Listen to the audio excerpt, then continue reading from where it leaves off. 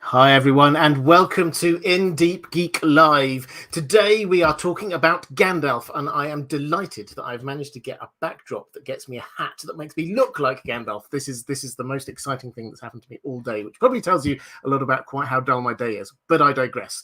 We're going to talk about Gandalf and I have got a very special guest with me who I shall introduce just now. Would you please say a big hello to Dan, voice of Geekdom? Hello, Robert. Thanks for having me on. And hello to everybody in the chat. If I could say one thing, actually, I was a fan of this channel before I was a YouTuber. So I used to be one of the people in the chat there. So it's very exciting for me. Oh, well, thank you very much. And you are very welcome. This isn't actually your first time on this channel, I don't think. You were here, I think we were discussing, it was about 18 months or so ago, and we did a pre-recorded chat through the Silmarillion, which That's right. and I shall return the compliment, which I did with you, because if you want a whole series of videos going through in detail what is in the Silmarillion chapter by chapter, then Dan's is quite literally the best I found so far on YouTube. So please do go and check that out. Voice of Geekdom link is down in the description. And I noticed that you are currently on 4,950-ish, something like that. Let's see whether we can get nearly another big milestone. It's quite exciting, actually. If we can get down over 5,000 by the end of this live stream, I will be very happy. So if you do not know Dan, I promise you it is worth it. Go and click on the link, or I'm sure someone in the live chat is doing a link. And if we can get them to over 5,000, then yes, we'll have a small party. Okay, so what we'll do today is well, first of all, I always do a very quick summary of anything happening in the wider world of TV fantasy this week. Not much again this week. It's been just a sort of a slow intro to the year after quite a lot of stuff happening at the end of last year. I would personally, it's more sci-fi than fantasy or science fantasy, I would personally highly recommend the Book of Boba Fett, which I've been really enjoying. So if you're a Star Wars fan, do go and check that out. Also, we have had an announcement that Disney are going to be producing the Percy Jackson stories as a TV show rather than just the films that we had a while ago. This is not something I saw, or I can't even remember whether it was one film or many films, but I can remember seeing a film and I quite enjoyed it. I've not seen the books, but I know there are a lot of fans of them. So I'll be keeping half an eye on that as we go through. In other kind of filming news, House of the Dragon is still filming, I understand. We still haven't had an ending to that. So the longer that's filming, then the longer I suspect we'll have to wait for that to happen. But we're still looking at one or other side of when Lord of the Rings happens, although I call it the Lord of the Rings. We now have an actual name for it, which is very exciting. Dan, why don't we do that? I talked about this briefly last time. What's your take on the big reveal we had? It was about a week ago, maybe a little bit more than a week ago. It was, well, you know what we saw. We had the voiceover. We had a little bit of it wasn't animation. It was some fantastic camera work, and we also had the name reveal. So what's your take on that? Well, I thought it was a really interesting trailer that revealed a lot without revealing a lot, really. It sort of confirmed some things that we thought we already knew, which is the main storylines of the Second Age. We covered the forging of the rings, the downfall of Numenor, and so on. And they conveyed that quite cleverly with little bits of metaphor. As you say, they had the practical effect of the molten metal being poured into the mold, which I was watching a live stream last night of the OneRing.net, and they were talking about how it was made, and the mold apparently isn't even wood; it's compressed sand that they used. And as you say, they did some really clever camera work with it, and so on. And yeah, the voiceover that we get from Morlith Clark was who was playing Galadriel, we're given to understand. And when I say we get little bits of metaphor, as she's saying the line from the Ring poem about the mortal men doomed to die, we get the wave crashing over the sort of landscape there, which is kind of a hint to what will happen to Numenor. I don't want to say too much about that, but so yeah, I was very impressed and very excited, and the title makes sense. The Rings of Power being the main story thread of the Second Age. So we'll get some more information about the other rings other than just the one. Yeah, I don't have to say too much more to say about that. I did do a reaction video on my channel last week. We did a live stream as well. Yep. So if you're interested in Dan's further views on that, do go and check out his channel. Just a couple of things, just as we were going through. A couple of people noting IMDb have put up a date for the release of House of Dragon, April the 3rd.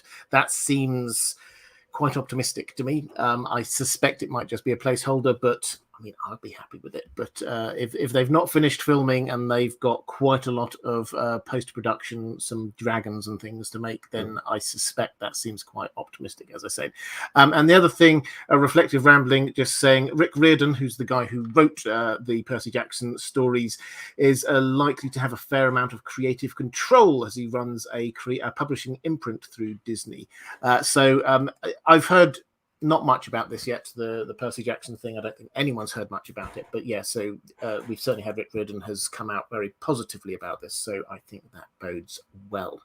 Okay, what I think we'll do is the way that we've done the last few live streams, I will be taking, as I always do, questions from my patrons. I will be taking super chats and as many comments and questions as I can from the chat as we're going through.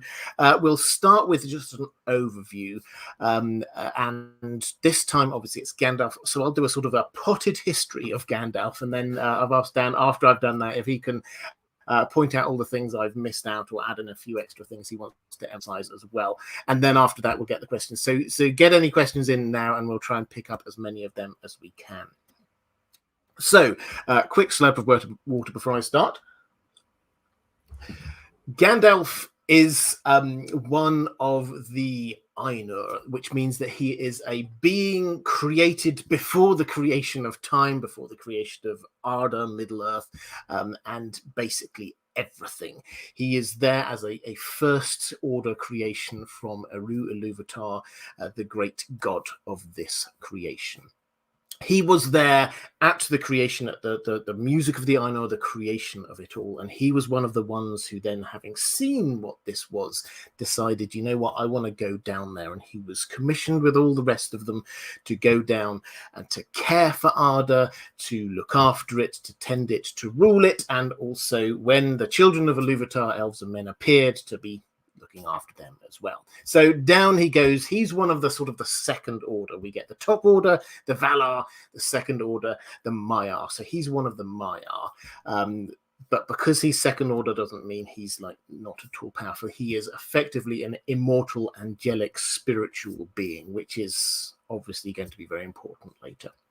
And during this early period, he spends a lot of his time in Valinor, hanging out with all the Valar. We hear of him working closely with Manwë, with Varda, also Nienna, who is one of the lesser known of the Valar, but she's there. She's got a lot of interest in pity and in mercy and sadness and also patience, and apparently he learns a lot from her, which we see again in his character coming through. And he also, we hear, spends a bit of time, actually when the elves first appear, he spends a bit of time over there just sort of hanging out with them, sometimes invisible, sometimes in the disguise as an elf, but he gets a feel for Middle-earth.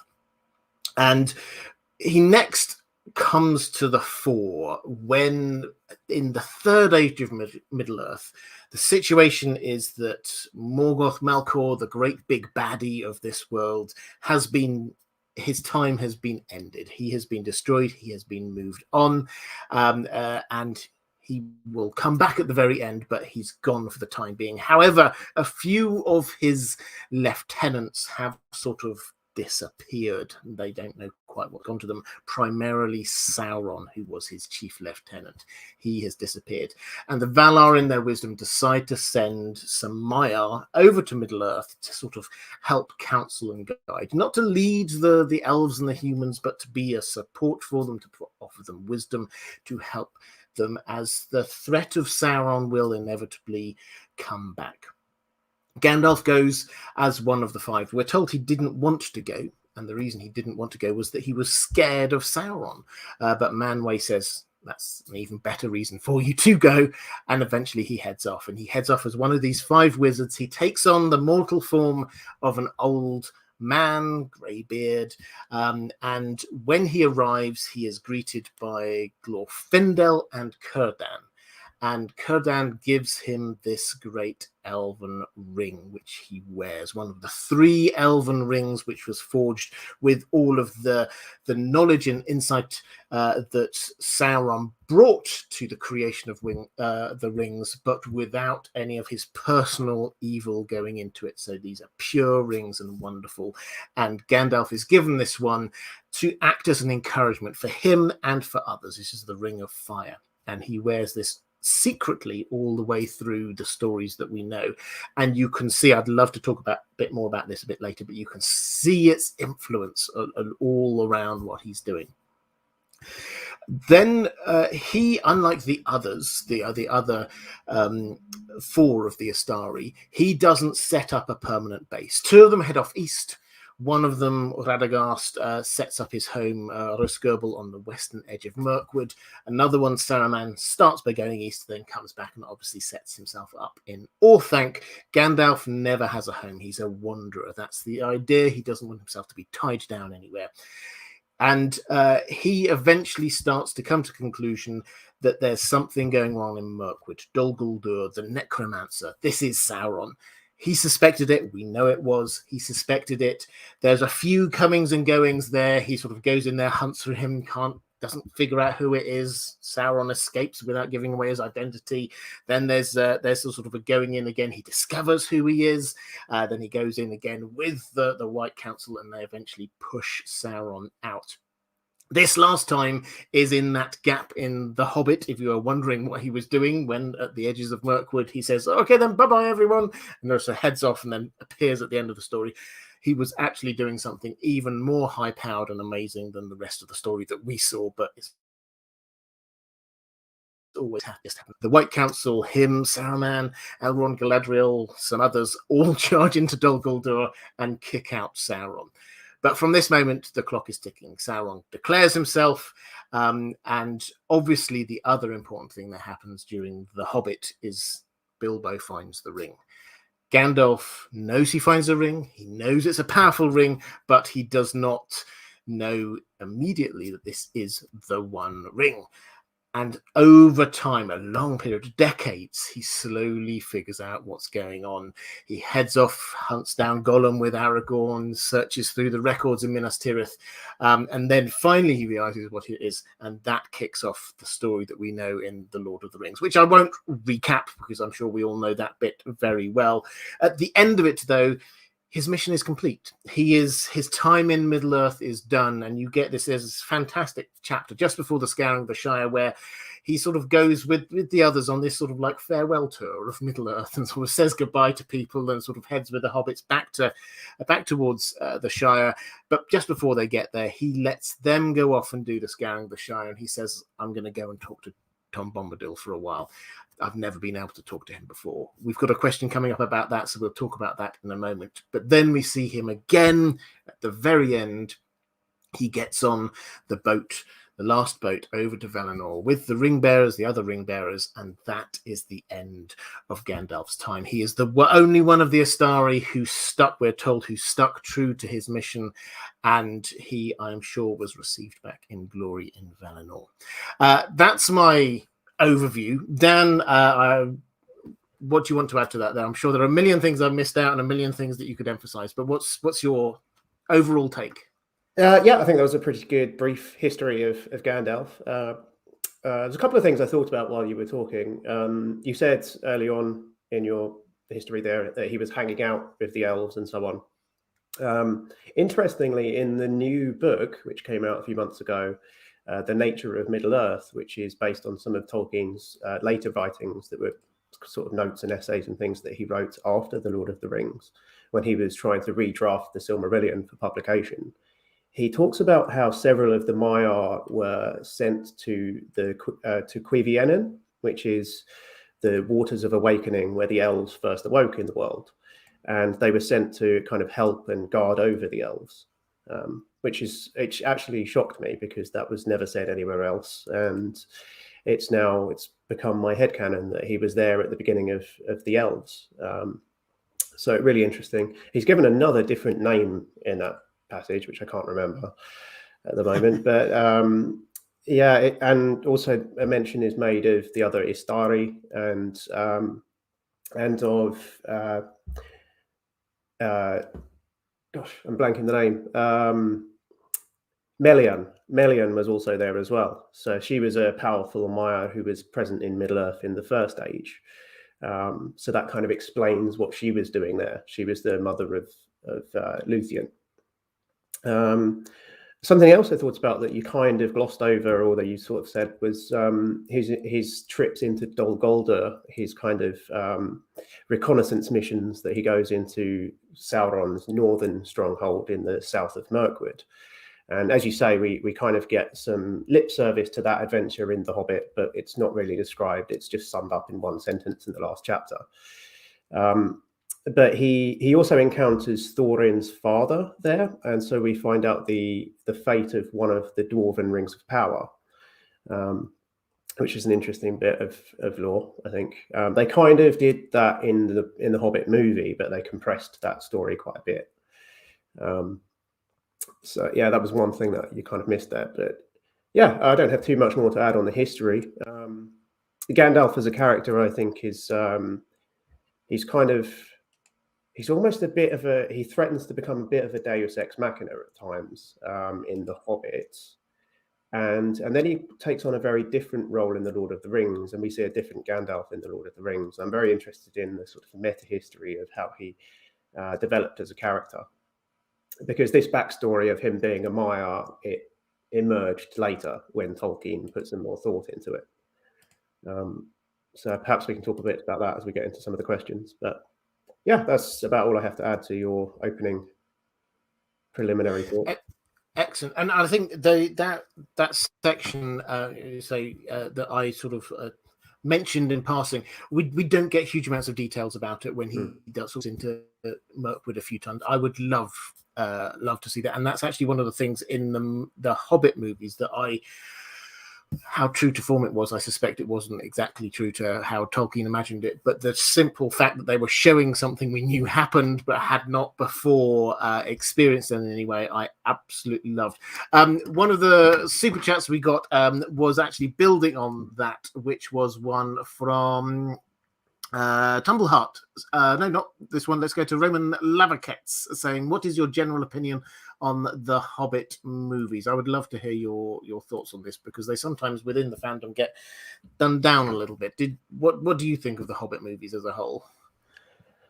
I think they're better adaptations than they get credit for in some ways, because they do show you storylines like that, like the stuff that happens at Dol Guldur, and sometimes they're criticized for the fact that Legolas is in them, because the assumption is that he's in there because it's Orlando Bloom, it's a big name, and it's an opportunity to get him in there. But I do think that he would have been present for the events of The Hobbit. It's just that Tolkien hadn't invented him yet, so he never retconned that in. But so I think they're good as adaptations in some ways, but they're kind of bad movies as well, because the CGI is just too much. The CGI orcs are in stark contrast to the great makeup effects that they did on the original trilogy, kind of lacking. And it does feel like they were kind of chopped and changed at the last minute, which seems to be what did happen, because Peter Jackson came in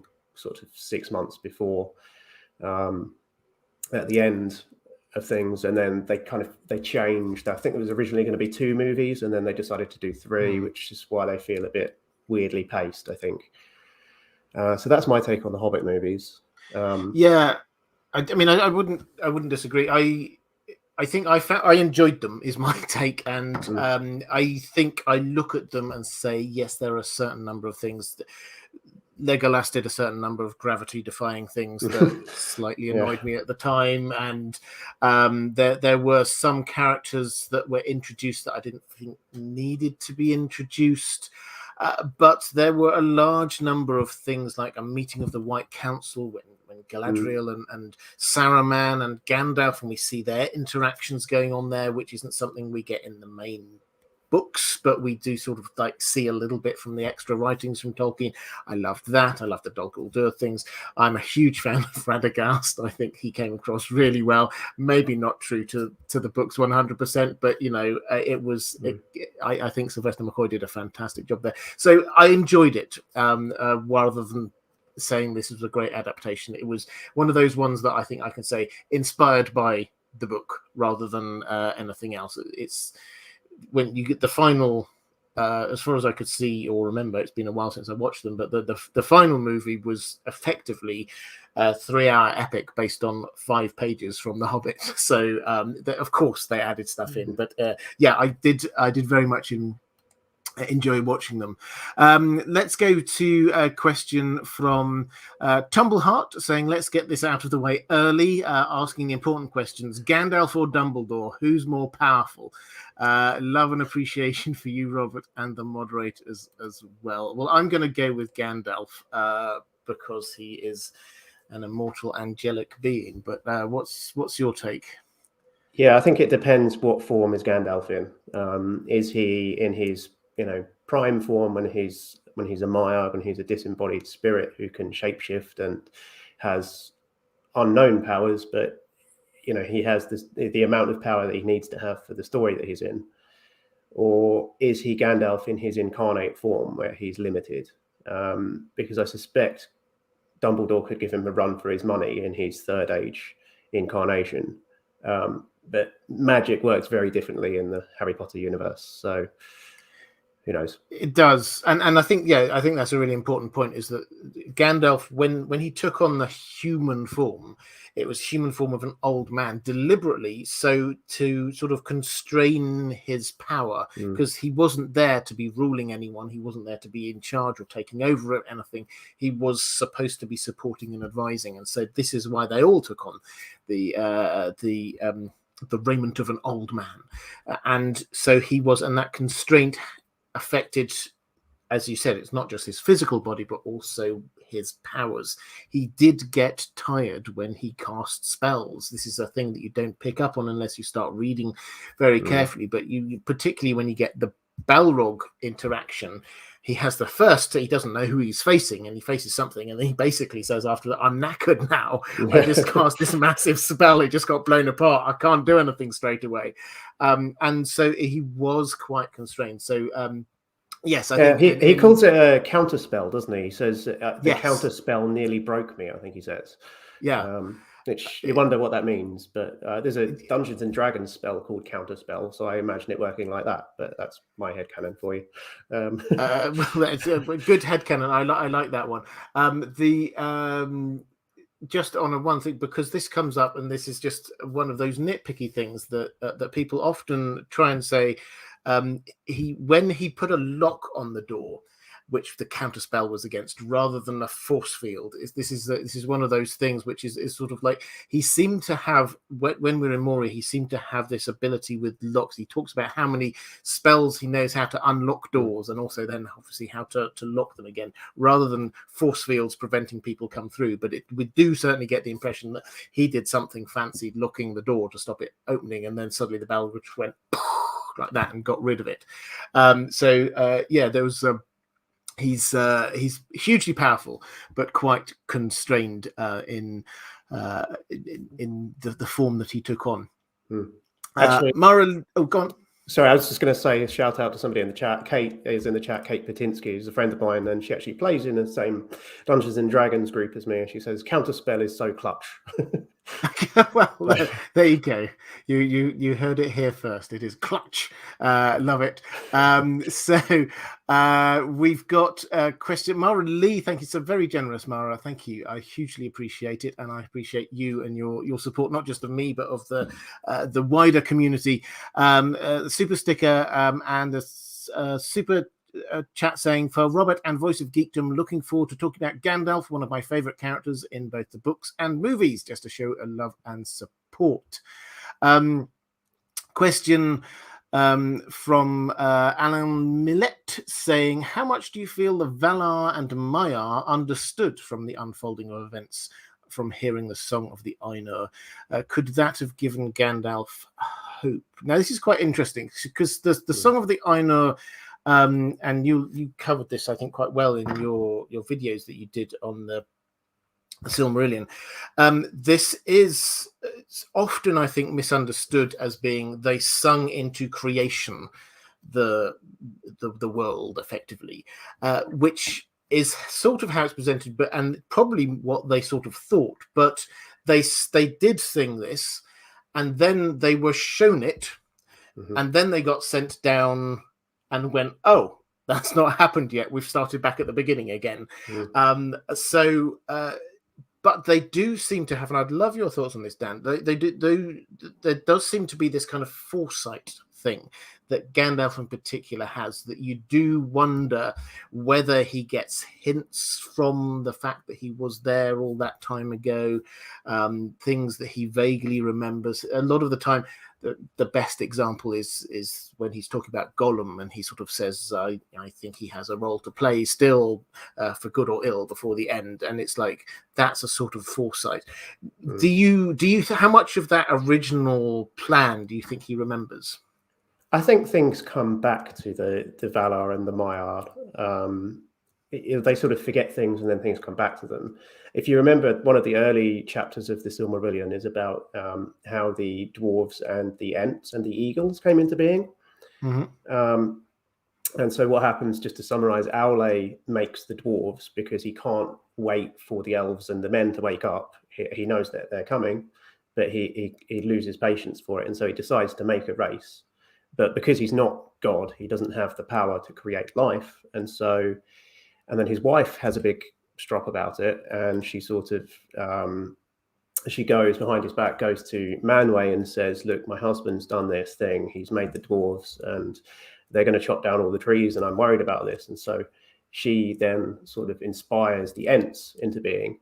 And then Manwë says at the end of that chapter, he says, if you recall the music of the Ainur, our song intermingled, and together we created great birds, spirits who will inhabit great birds. And so the eagles were sung about in the song, but Yavanna had forgotten about this. So to how that's relevant to Gandalf and so on, I think that they as they become more and more incarnate and closer to the world, they forget things, and then things can come back to them, like something at the back of their mind that's just sort of like almost feels like an intuition, but was probably a thought that was there that has been forgotten. So it's kind of like a metaphysical question that we don't understand it, but it's more than the mind can comprehend because it's creation, but yeah, I think what I would do, I would say I agree with that completely. Sorry, did you want to go ahead, Chad? No, carry on. So the kind of nuance that I think there. So when Alan was talking about whether this was what gave Gandalf his hope, the fact that he was there, the music. In fact, he was part of the music. I think yes, but we have to remember that whereas we sometimes say, but Gandalf was there, so was Saruman, so was Radagast and the Blue Wizards. They were there because they were also of the same rank. They were also part of the Ainur.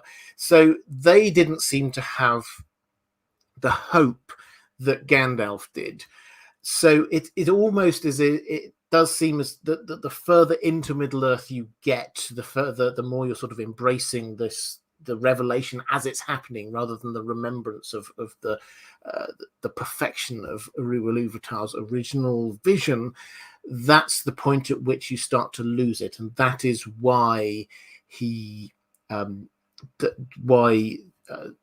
Saruman and the co do not go, oh, why am I doing this bad and evil thing? Obviously, it's all going to turn out for good and right. Well, I'm on the wrong side here. There is the ring that he gets, that Gandalf gets, the Elven Ring he gets, is, we're told, specifically there for the encouragement. I wish I had in front of me the little quote, but that Kurdan has, that gives that this is for the encouragement, for the warming of hearts, or something along those lines, and for Gandalf and those around him. So this is, personally, yes, it's because he understood. His hope came from him understanding and remembering what happened through the music, but also the ring, and also the fact that he himself is wise. We're told that he is the wisest of the Maiar. So whereas he might not have been the strongest, he was the wisest. He was the one who understood the most. Mm-hmm. I just want to say a quick shout out because I'm being told off for not having shouted out to my friend Kelly, Jaded Redhead, in the chat there. So hi Kelly, she runs my Facebook page for me. Oh, excellent. Well, you're more than welcome. As many shout outs as you want. We'll get to... That will be the last one, I think. Oh, is it? Oh, okay. Not a problem at all.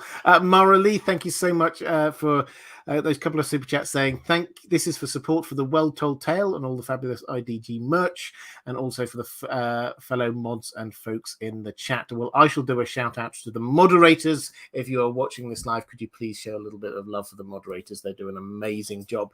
And as we're coming into a year where we're going to get a lot more shows coming up, then the moderators' jobs will get even harder. And I can remember Game of Thrones Season 8, the moderators I had were amazing. So thank you so much. Do please show them a little bit of love. And oh yes, also you mentioned the Well Told Tale. If you don't know, I have a second channel called The Well Told Tale, where I do audio narrations of the finest science fiction and fantasy books of all time, in my ever so humble opinion. But I think if you're interested in audio, you enjoy audiobooks, then please do check that out. Question from Prepper Chris 1 saying, opinion and ideas of the Undying Lands. I'm not sure what you mean by opinion and ideas of it. Why don't you just sort of explain it to us? I think as a sort of a starting point, Dan. When we're talking about the Undying Lands, what is that? Because this is where Gandalf was, and this is where Gandalf went back to. Yeah, so we've got a question about this in the Patreon questions as well, I think. The Undying Lands is it's the land of Aman, which is in the first age and for the majority of the second age is a continent on the world. The world is originally flat, and it's kind of on the far western edge of the world. And it's the Undying Lands because it's the land of the Undying. It's not the Undying Lands because you go there and then you don't die. It doesn't have the property of immortality that if you sail there, you become immortal. It's the land of the elves and of the Valar. Think of it as being a little bit like Asgard. Actually, in the very early mythology, Tolkien changed his mind about this, as he does on so many things. But in the very early mythology, there was actually a rainbow bridge that you used to cross to get there, which was kind of later replaced by the straight road, which is the path that the elves sail on to get there. It was later removed from the circles of the world after the downfall of Numenor, and then it's kind of, you can't get there on a boat unless you know the way, unless you're an elf. And you've mentioned Círdan several times already. He's the one that sends people that way from the end of the second age onwards. He's the one who you go through to get there. Does that kind of sum it up enough? I think so, yeah. And it's I think that was a really useful clarification about this isn't just because you don't die when you're there. This is nothing dies there. It's sort of got different rules of nature. And when we're talking about places like Lothlorien, then that is a sort of an imitation of what we have in the Undying Lands. That is what Galadriel created there. She was holding back what Middle-earth had death, decay, regeneration, new life, and this eternal circle. She was holding all of that back within Lothlorien with the power from her ring. And that when the ring's power went, then everything just sort of came crashing in on them. And then the elves there all did feel the call to head back. It's a fascinating place. And the other thing I'll just add on that is that the straight road, which is, I think this is a fantastic way of doing it. I'm glad he didn't stick with the rainbow. Because when Arda was first created, when the world was first created, this was flat. And then later on, it sort of became this globe. And initially you could sail across from Middle Earth. You could get into a boat and head across westwards. But obviously, when first of all it then gets curved, and then when it gets taken out from the mortal plane, the Undying Lands get taken out from the mortal plane completely, you couldn't just sort of sail, because then you're on a curve. That's the curved road that's going round. The road, that the path that we've got is the straight path, which is sort of at an angle away from reality. And that's the kind of the feel that I think Tolkien was trying to get with that, which I think is a wonderful little bit of symbolism.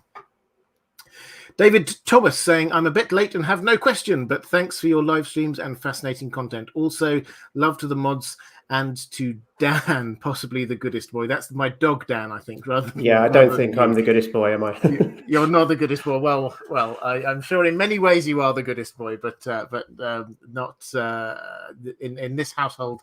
Dan is the goodest boy. But thank you very much indeed for that, David. Okay, let's go to a question from one of my patrons. Let's start. Mara Lee was asking about the Maiar associating themselves with a particular valor, and asking if Gandalf did. Now, I touched on this when I was giving the overview. A lot of them did. So some of them, specifically Radagast, for example, he very much associated himself with Yavanna. Yavanna was the Valar who was connected with nature and life and things like that. And he was very connected in with that. And so you see that in who he is when he gets to Middle-earth. He loves the natural world. But Gandalf appears to be slightly different. Do you think that he... Why do you think that is? What's your sort of take on that? Because we do get 3 or 4 different Valar mentioned when we talk about Gandalf. Yeah, you talked about Nienna, who's kind of the Valar who's associated with mourning and sadness, but also compassion and pity, which are traits that we definitely see in Gandalf, which makes sense that he would have associated with her and learned a lot from her. You talked about Manwë sending him there. He was the one who said that, no, the fact that you're afraid to go makes you the perfect person to go. So there's an association there with him. I think the one that you didn't mention actually was Lórien and Irmo. He's got 2 names, confusingly. Lórien is the place where he lives in Valinor, which is kind of guard, much like Lothlórien in Middle-earth, which was named after the Gardens of Lórien in Valinor. It's a beautiful paradise in Valinor, and he was the master of visions and dreams, which also ties in with Gandalf's name, which his original name in Valinor was Olorin, which comes from the Quenya root Olor, which is dream. So his Valinorian name, his Elvish Quenya Valinorian name, kind of means dreamer, which suggests that he may have been associated with him as well, which is interesting. So yeah, I think my take on it is he learned as much as he could from whoever he thought was worth learning from, and took bits of knowledge with him, and he didn't tie himself to any one place or thing, which is what we see from him in his incarnate form as Gandalf in Middle-earth. He doesn't stay in one place. He doesn't pick up a place of abode. He wanders and travels, and he spends time with different peoples. He spends time with the dwarves and with the elves and with the hobbits and with the men of the north and the south, and he travels all over the place. And I think he was probably doing the same thing in Valinor. He was spending time in different places and learning from different peoples and picking things up, which is why he's so awesome and why we love him. Absolutely. And Canadian Fantasy Corner saying in the chat, saying Gandalf seems in Valinor to be a jack of all trades. Dude was interested in every field he could get into. Yeah, absolutely. Just echoing what you're saying there, Dan. And I think this does add to, this is where his wisdom, as much as anything else, comes in, is that he wasn't just focused in on one thing. He learned huge. He wasn't a specialist, whereas you get some of them seemed to become specialists in certain things. He was a generalist, which was part of what allowed him to sort of mix with so many different people and to see so many different places. And that was a really interesting, the sort of the linguistic link across there to be the dreamer and things like that. That does, I think, tie in with this hope idea as well, that he is the bringer of hope. And which is noticeable when you get people turning against Gandalf. They almost always start talking about him in the opposite. When he goes, when he comes, he brings with him all of these terrible things. You get Grima and you get Denethor, who cast, you say, here he comes with what's the word? One of them had a nickname for him. I've forgotten what it was off the top of my head. But Grima calls him Laith Spell, if that's what you mean. I don't think it was that one. There was another one, but it doesn't matter. But they pick on this as being a bearer of bad tidings. That's the idea of him, and so it's almost trying to twist him around and saying, you're not the bearer of hope. You're actually a bearer of bad tidings. Okay, let's go to a question from Ben.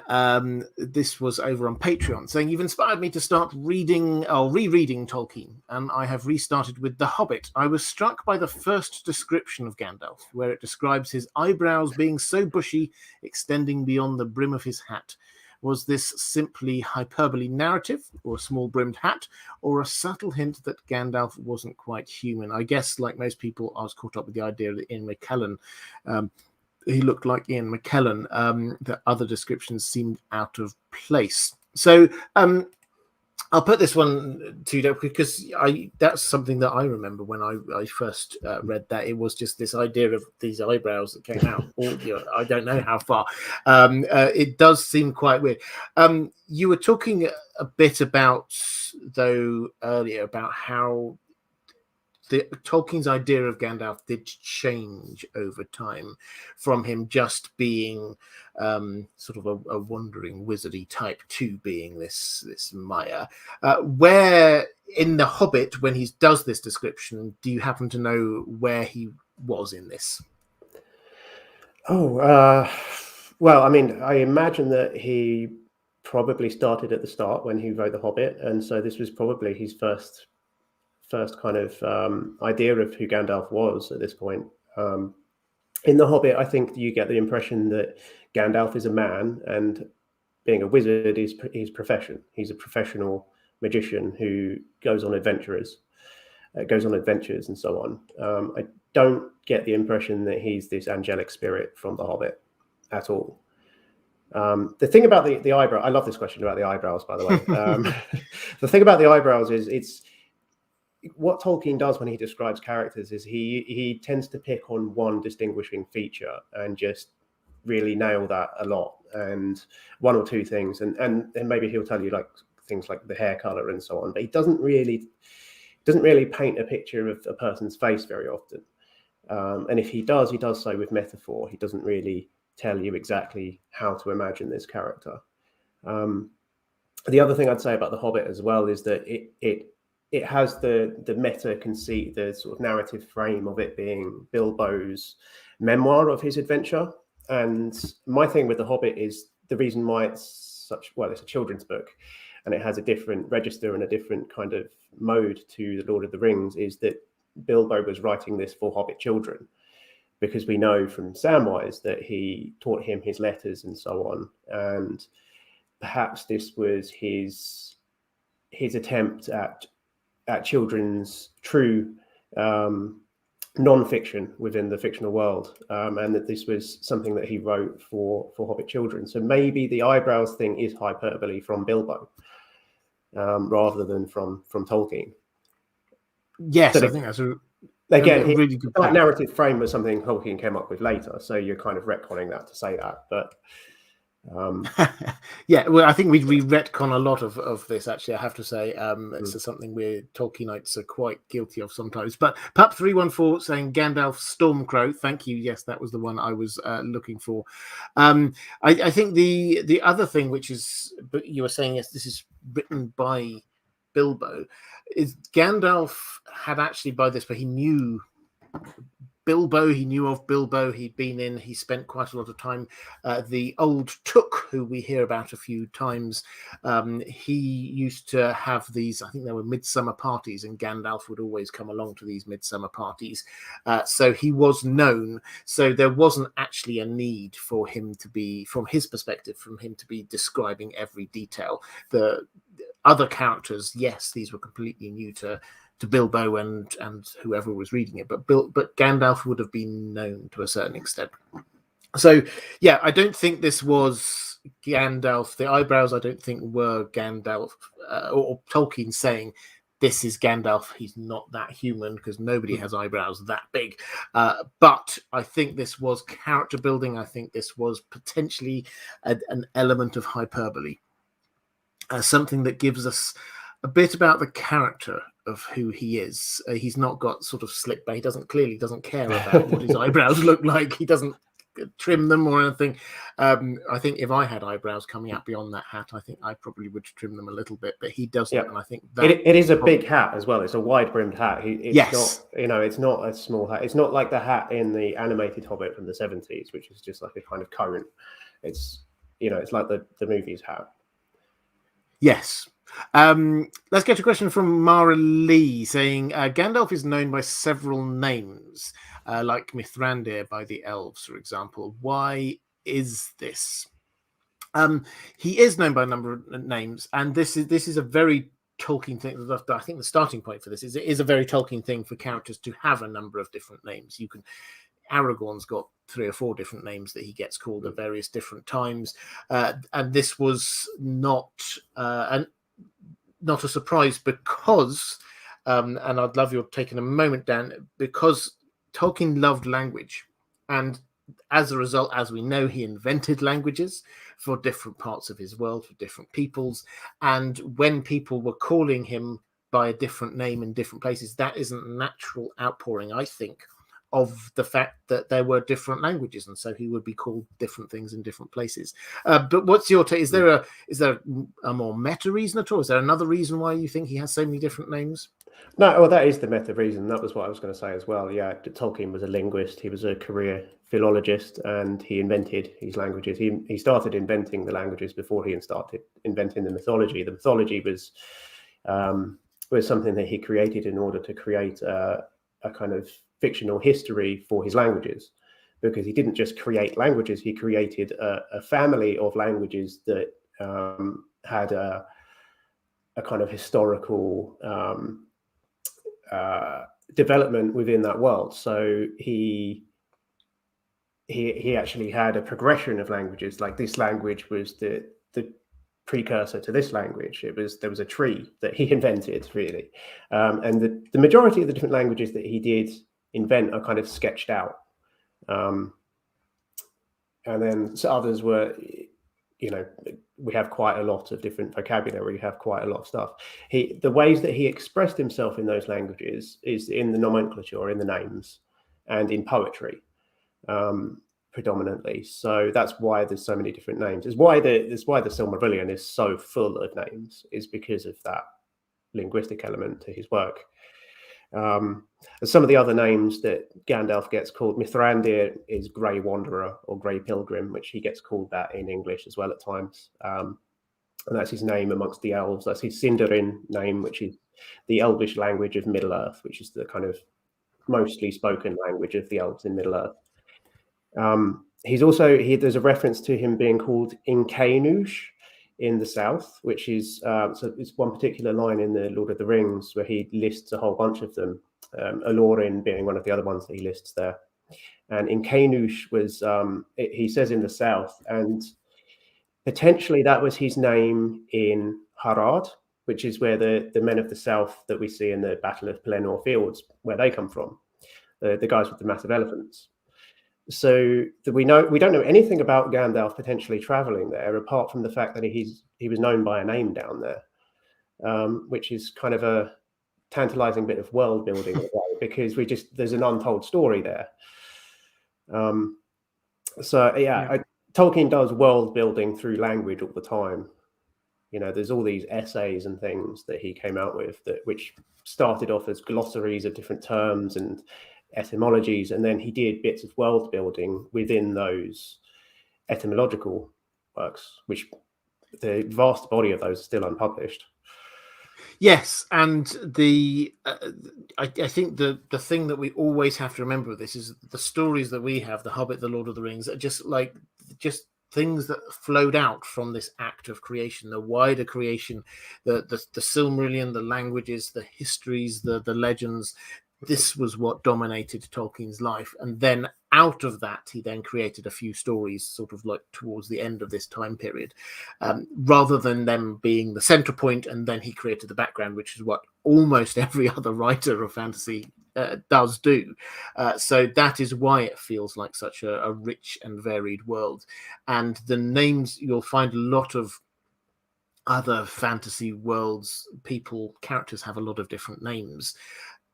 But here, it's almost as if the names came first, and then the character came after that. And as one more thing on the names as well. The primary name that we know him by, Gandalf, is actually from Old Norse, which is an interesting detail about Gandalf as well. Which was his name, and also all of the names of the dwarves in The Hobbit as well were all from the Volospa. Well, Gandalf's name was from the Volospa from the Poetic Edda. So it was actually a real world language, that particular name. Yes, and there's another link across, because one of the earliest inspirations for this character, Tolkien tells us, is Odin, when we're thinking sort of Norse stuff. And Odin, we often think of him as being like the great king above all, but he took on the role of a wanderer at times, and he would just sort of go around as an old man, hugely powerful, but doesn't look it. And that is the kind of the image that started, or one of the images that started in Tolkien's mind, is when he was trying to think of what this character should be, and it kind of built out from that.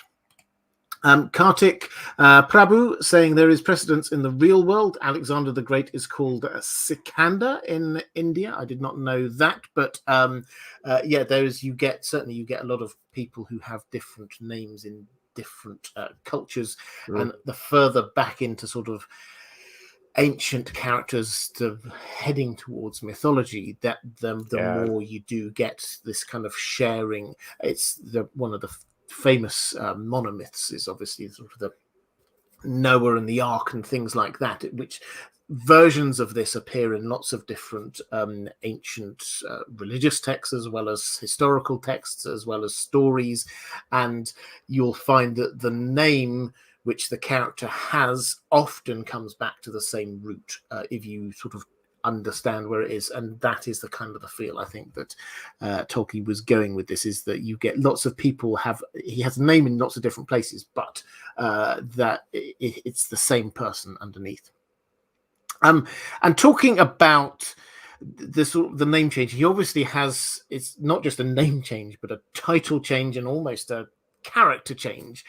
When he goes from being Gandalf the Grey, he becomes to Gandalf the White.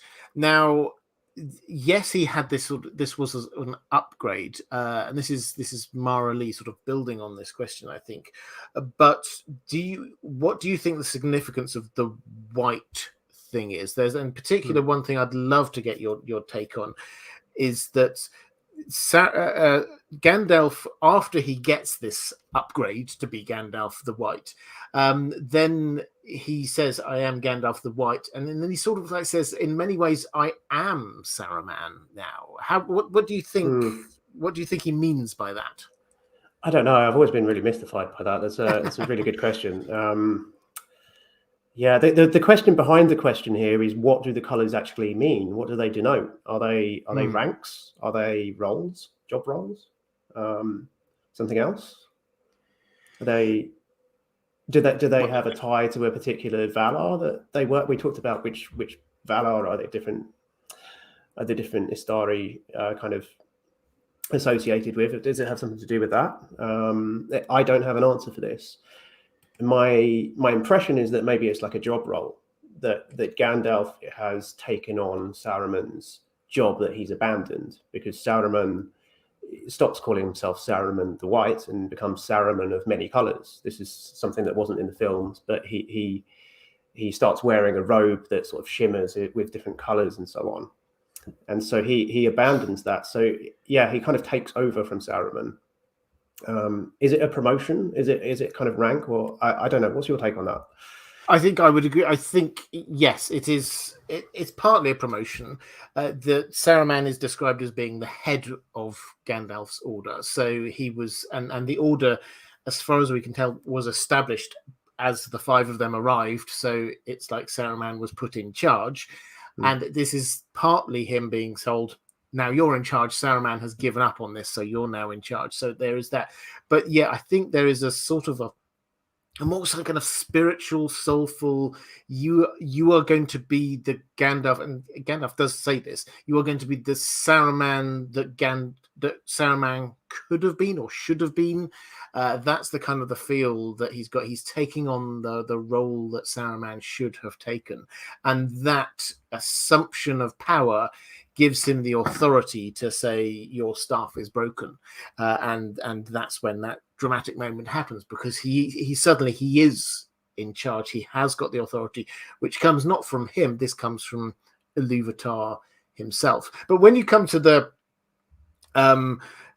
colors, one of the things I always, and also linking back to that first description we had of Gandalf, we were talking about the eyebrows. One of the things, I happen to have it in front of me. I'm not going to put you on the spot, but I shall rhetorically ask, what color hat does Gandalf wear? Blue. It's blue. His hat's blue. Well, okay. Yeah. If you want to be put on the spot, what color scarf does he wear? Silver. Oh, I actually did read this earlier as well. Did you? Okay. Well, yeah. so he has silver scarf and he has immense black boots. So I was about to be hugely impressed by your knowledge, even more hugely impressed. But so he has this grey. He wears the grey cloak, but whereas as you'll see from there, the idea is that everything about him is grey. That wasn't the original conception that Tolkien had. He had got more colors on him, so this did seem to be more of a kind of a role within the Istari rather than a descriptor of what his clothing choices were, if that makes sense. Let's go to question from Diego Godoy saying, "Hola, Robert. Hola. I'm still quite new to the Lord of the Rings lore. Could you please explain when Gandalf came to exist in the Lord of the Rings world? How long has he been around for? What happened to him after the events covered in the main Lord of the Rings story?" I think we covered a reasonable amount of that already, but I would love your take on the after bit. So he has... he's gone, as I say, he's completed his mission and he's gone back to Valinor. What do you think happens next? We get silence, but so it's like what are your thoughts? That's the great unanswered question, isn't it? What happens next? I think he sort of goes into retirement.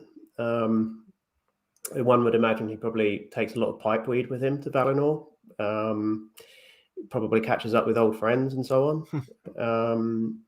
I don't know. It's up to your imagination to come up with that answer, really. I suspect he probably spends a lot of time with his friends from Middle-earth that he goes there with as well. So he probably spends the remainder of Bilbo's life with Bilbo. As I said earlier, you don't become immortal when you go to Valinor. So the hobbits would have died there eventually, whether it's sooner or later. So he probably would have stayed with them in the short term, and as I say, probably would have caught up with old friends and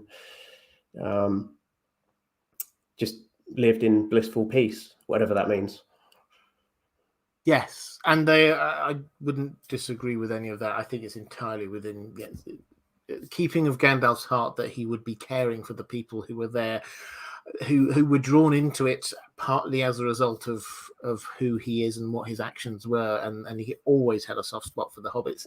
I also think so. Sam, I also have this wonderful image in my mind. Sam came later over, and I just have this wonderful image of him like sort of coming with Frodo to the quayside or whatever it is, and seeing Sam arrive, and then having this wonderful reunion. I think that would be wonderful. But as a whole, what we have is that we see that is the fading away, or the distancing, and this happened over a very long period, of the Undying Lands, of the Valar, from what happened in Middle-earth. So although Gandalf, I'm sure, still cared about what happened in Middle-earth, it as a whole, his interests were now going to be more and more focused in on what was going on there in the Undying Lands in Feyenoord. So this was a detaching away from what was happening in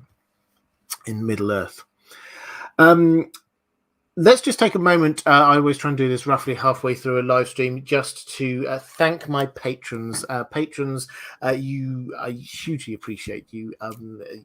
The support you give me all through the last however many years I've been doing this for. I completely lose track, but I genuinely cannot do what I do without your support. So thank you. That's why I do things like prioritizing patrons' questions here. I try to create extra content for my patrons over on Patreon. If you want to support this channel, the very best way to do that is through Patreon, and there is a link down in the description. Is there anything you particularly like to shout out while we're doing quick shout outs in the middle, Dan? Yeah, there is one thing that just springs to mind, is that you and I are doing a live stream on my channel next week. On Monday evening, we'll be talking about Feyenoord and the Silmarils. Robert actually voiced the character of Feyenoord in my Silmarillion series as well, so it's going to be interesting to get your take on him as a character, I think. So if you're interested in that, go and check that out. And that's about it as far as my channel at the moment. I've got chapter 17 of the Silmarillion coming out this week, so if you're watching that series, then that's coming. But that's about it. Excellent. Well, Voice of Geekdom, I said this at the beginning of the stream, was, I think, 4,950. I've no idea where you're at right now, but I would love it if we can get Voice of Geekdom up to 5,000. That would be great if it happens on air, yeah. So 4,973. 4,973. There we go. We're halfway there already. So if you are watching this, then please do get, and you'd like to do a good chap a favor, and yourself a favor, I have to say, do go and subscribe over to Dan's channel, Voice of Geekdom. And yes, I'm on there on Monday. It starts at the 10 p.m. my time, our time. It's wonderful actually having a fellow Brit on here, which is 5 p.m. Eastern time. And yeah, Feyenoord, if you do not know the character of Feyenoord, I did a video on Feyenoord a while ago, if you want to just get a little bit up to speed before we go there. But Feyenoord is one of, if not the most fascinating character in all of Elvish history and all of Middle-earth, really. He's charismatic, brilliant, and horrific in equal measures. He is a great character. So yeah, I'm really looking forward to that. And the last thing, just before we move back onto some questions, I always forget to mention this. I'm simulcasting my word for the year. If you're on Twitch, if you like Twitch, and you'd find it easier to watch this on Twitch, this is going out on Twitch as well. I'm not paying attention to the chat there, I'm afraid. I'm just focusing here. But if you will find it easier, then please go and check that out. Had a question from Andrew K, one of my moderators. Hi, Andrew. Good to see you. Saying, what do you make of George R. R. Martin's criticism of Gandalf's seeming resurrection? Personally, I don't think it cheapens the first death or takes issue with an upgrade, as he has at least changed. I've done a video on this actually. So if you're a regular to this channel, you probably already know my views. But I'd love your thoughts, Dan. The gist of what George R. R. Martin said, if you're unaware, is that as much as he adores Tolkien, and he does, he really wouldn't ever wish to do down Tolkien, views him as the master. He does think that the death and then resurrection of Gandalf did take away some of the element of danger, risk to the story. It suddenly made it feel like a character can come back once they've died, and so death isn't the end. That's the gist of it. What's your take? Do you think it did do some damage to the storytelling? I can kind of see where he's coming from, but I don't agree. Yeah, it's a different type of story to the type of story that George writes himself. So, The Lord of the Rings is a fairy tale at its core, and I think at its core, Martin's works are kind of based in real world medieval feudal history. So, yeah, Martin also has resurrections in his work, but there's always a cost. There's always, Beric Dondarrion talks about how he loses something every time he comes back, and so on. And with Lady Stoneheart, it's even worse. So she comes back as this horrible, vengeful zombie woman. Whereas, Gandalf comes back with an upgrade. So I can see where he's coming from, but I don't necessarily agree. I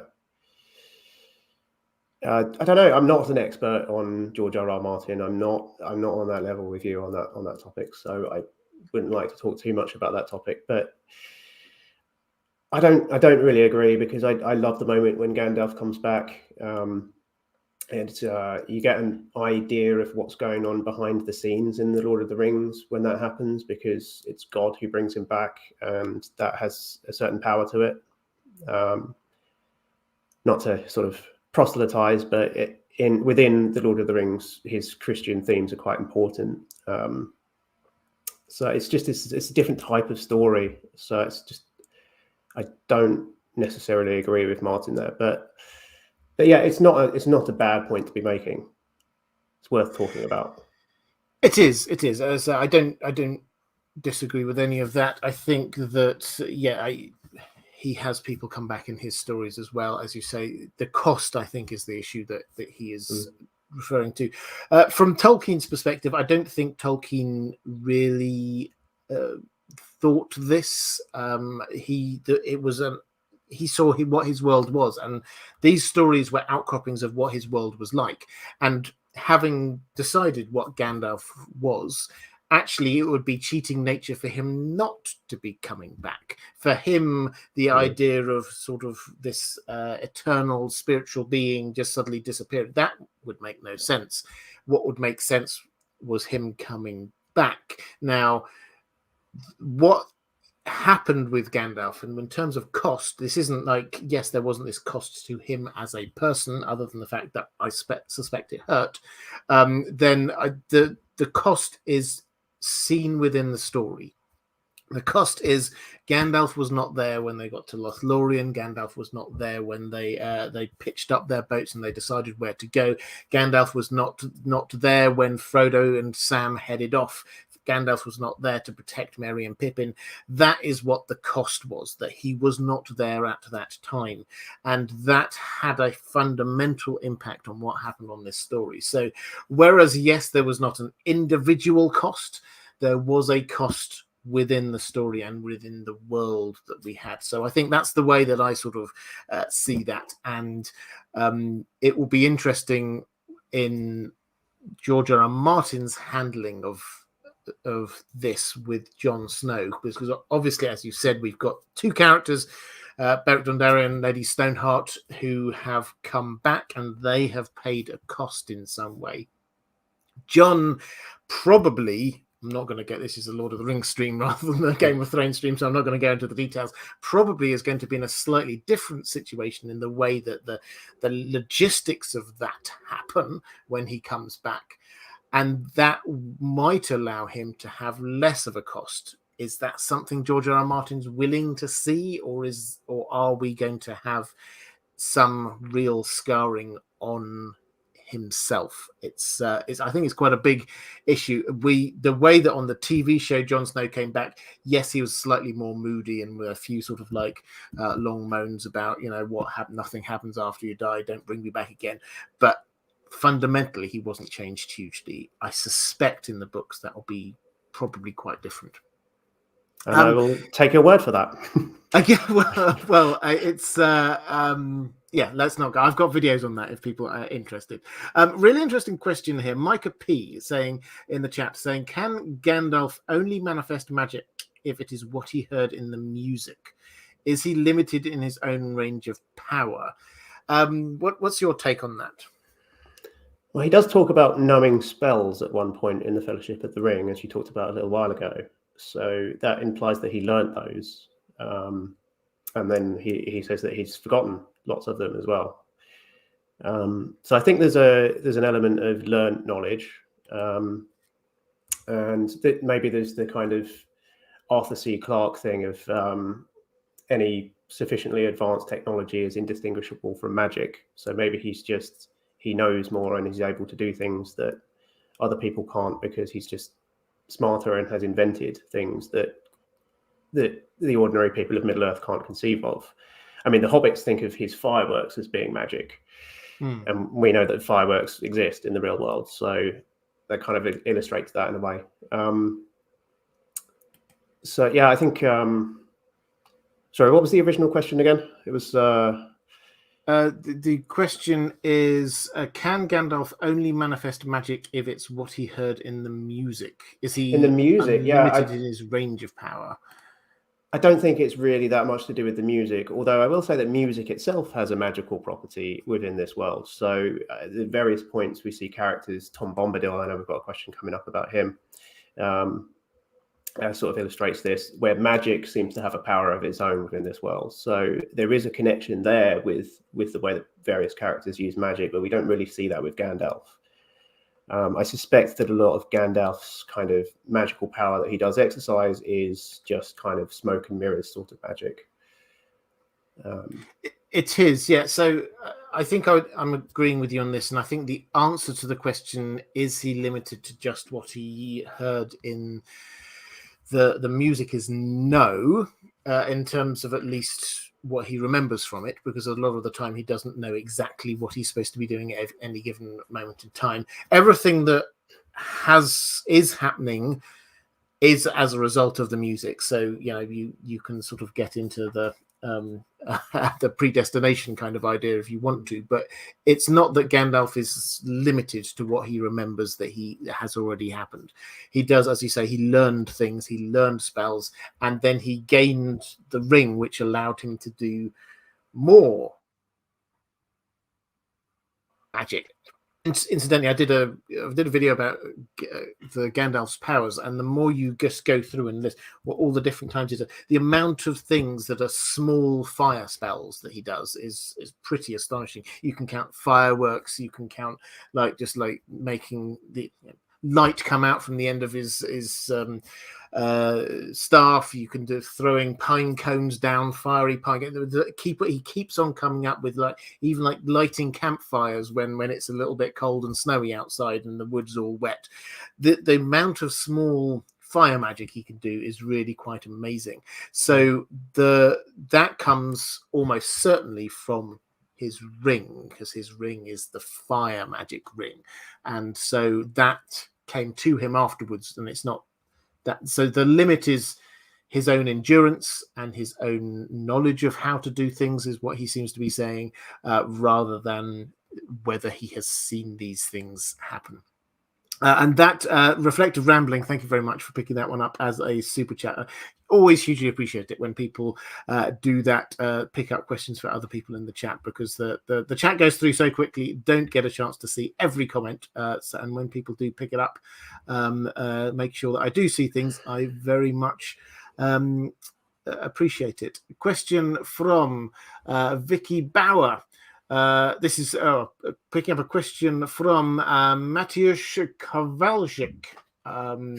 No idea whether I pronounced that correct. Apologies for probably butchering your name.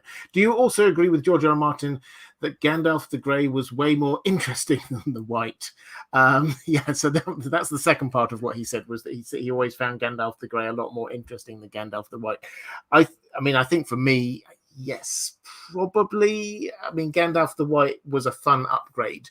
And I did quite enjoy his slight confusion at the beginning about who he was and what was going on.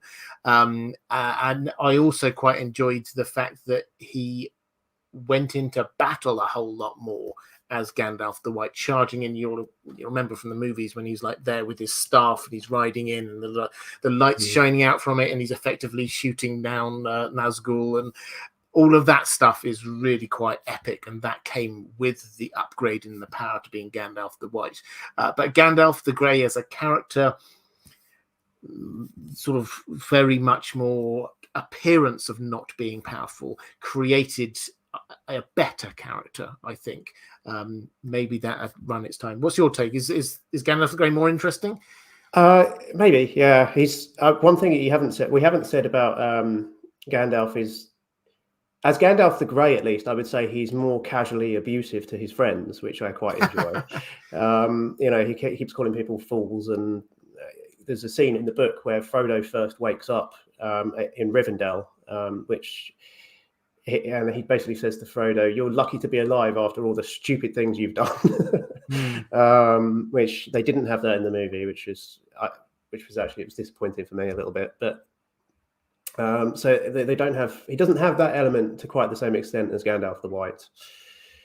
And I actually find that element of him quite interesting. I feel as though his time with the hobbits has brought that aspect of his personality out. That banter that the hobbits have, Gandalf's very good at that, and he's learned that, I think. I mean, we're both English. That's part of English culture, I think. I think that's what Tolkien's getting at with the hobbits, is that we like to make fun of our friends. I think of that as being a very English thing. And yeah, Gandalf the Grey does that a lot. Gandalf the White, not so much. So it's the only thing I'd add.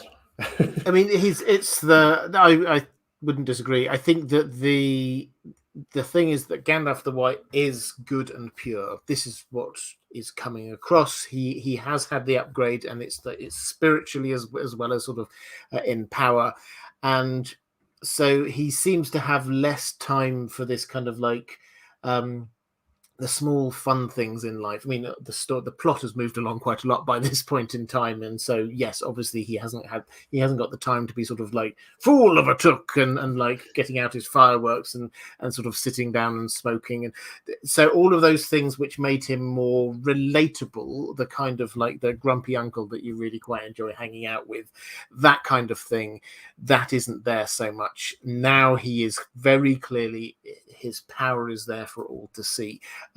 Which makes him interesting, but at the same time, perhaps less fun is probably the way that I would put that.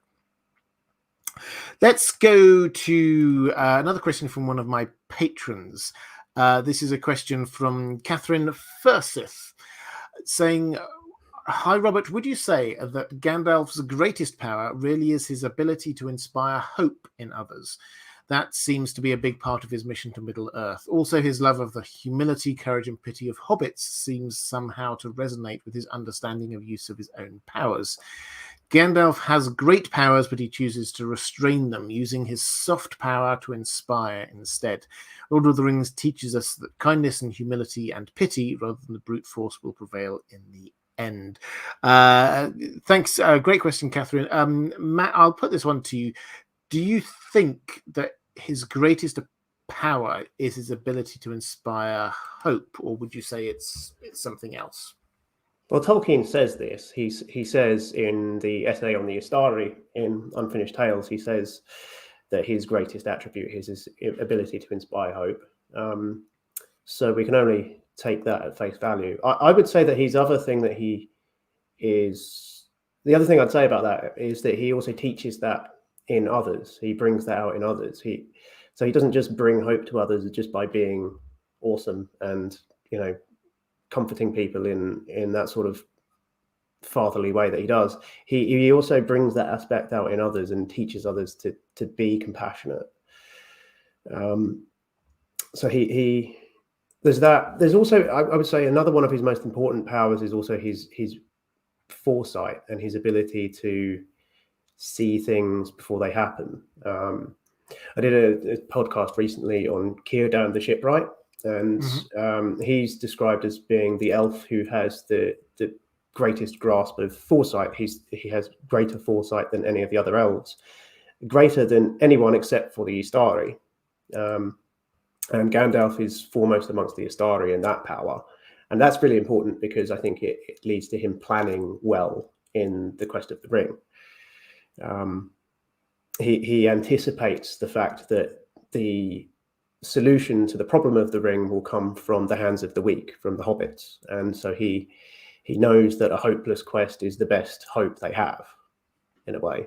And that's his foresight. So I think that's a really important aspect of him as well, which is a power in a sense. But yeah, certainly his personal kind of characteristics are more important aspects of his power than his actual magical power. Yeah, I think I would agree. 14th Dwarf in the chat saying his greatest power is wisdom and foresight. Yes. The evolutionist West saying, listening to you while I get a tattoo, which I think is a first for me. So good luck, and let us know how it goes. And stop typing in the chat because you need to stay still. Yeah, exactly. That is a very good point. Yeah, no more typing in the chat, please. So in terms of Gandalf's power, I wanted just to talk briefly about this power of hope, because this is something he gets from the ring, as well as I think innately from who he is. And it's one of the things I think is wonderful in Tolkien's writing, is that it's not the kind of thing that you ever see him cast a spell of hope on people. I'm now going to make you filled with great hope for the future.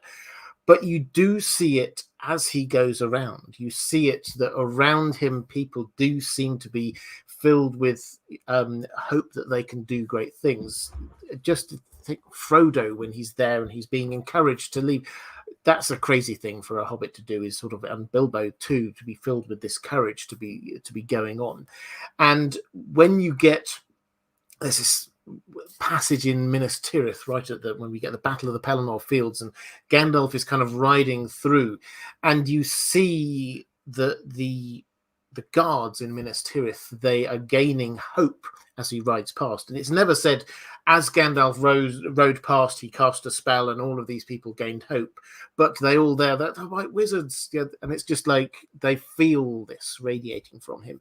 And also you see the difference when he's not there.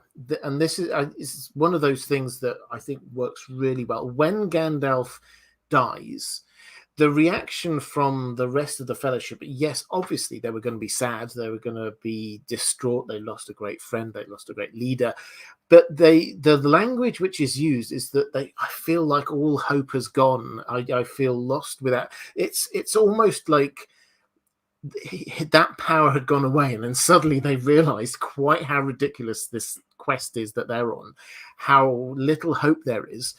When Gandalf was there was hope. When he wasn't, suddenly we see it all seep away, and that has gone. And it's wonderful writing, because it's never written to sort of telling us. It's always shown, not told. But it is definitely there. When you see Gandalf, you see around him there is hope. There's one moment where it is there, when Gandalf is absent, where Frodo is on the seat of Amon Hen, and he's wearing the ring, and he's looking out from the top of the hill there next to the falls of Rauros. And he hears a voice, and he hears somebody say, "Take the ring off, you fool." And the fool really gives away where that voice came from. Yes. So, Frodo is despairing in that moment, and Gandalf saves him there. You see it really clearly in Aragorn's thoughts. It's a really good point, actually. You see it really clearly in Aragorn's thoughts. He's suddenly really unsure of himself. He doesn't know what the best path to take is. He doesn't know whether he should go with Frodo or whether he should go to Minas Tirith with Boromir. So, yeah, I agree. But let's move on. Yes, well, I'm getting distracted by the chat with we've now had one over on the I'm getting a tattoo while listening to this. Ramon Cavalcanti saying, I was listening while I was tattooing someone, but I already finished it, which is blowing my mind. Did have a question, I can't remember where it came from. No, I've lost it. There was a question in the chat. I was just going to very quick. Oh, here we go. Yes, Prink Chessa saying, "Do you think that Gandalf purposefully suppressed his powers, only using them when absolutely necessary, in order to give the opportunity for men, hobbits, etc., to try and overcome challenges?" This is, I mean, I think there's definitely some sort of element here of him suppressing his powers. To what degree, Dan, would you say? We know he took on the raiment, all of them did, that of being this old human, and their powers were sort of dampened down. To what extent did Gandalf do that more? Did he sort of go the extra step and deliberately not do the things that he could do in order to help other people just be who they were and take leadership? I think at times, yeah. I mean, there's one time I can think of where he definitely does do that, where he goes and talks with Tom Bombadil instead of helping the hobbits out with their local problem in the Shire at the end of the book. I can't. I'm struggling to think of anywhere else where he definitely holds back. I think he's doing everything he can to the best of his abilities most of the time. He's sort of on the screen. The holding back, I think, is just by nature of him being an incarnate Istari instead of a powerful Maiar who's disembodied. So that's where the holding back is. It's part of the plan from the Valar. Yeah, he does something in the Battle of the Five Armies. He is noticeably not doing much. He is there, and but he sort of hangs around next to Bilbo for a while. So there are times when he does take a step back, and it's quite hard to tell the extent to which that is him deliberately not doing something, and the extent to which he's just sort of letting this play out because he thinks that that's his role is not there to sort of take charge of where the battle goes, to decide on what happens. He wants to allow that happen. What would have happened had somebody started, had the bad guys started massively winning and there was no chance of the good guys winning? Would he have intervened hugely there? Perhaps he would have done. We don't know, but he does certainly seem to hold back a little bit sometimes. I have to say. So I think I would agree with this one. I think he does hold back even more than he could do. I think that there are some people, and it's partly presentation. Saruman was very obviously wanting to show people that he was very powerful, whereas Gandalf was quite happy for people to think that he was just a guy who made some nice fireworks.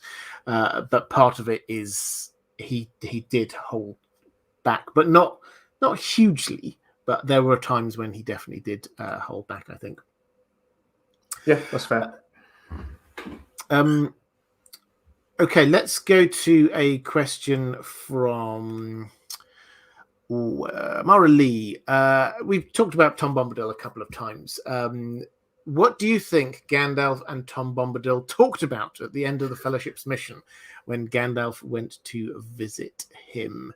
I'm sure you've got some thoughts. This is, for those who need reminding, this is when, after the main story of The Lord of the Rings, they sort of head back up and Gandalf is there, about to head into the Shire, and then says, "Like, you guys deal with what's happening in the Shire. I'm going to go talk to Tom Bombadil."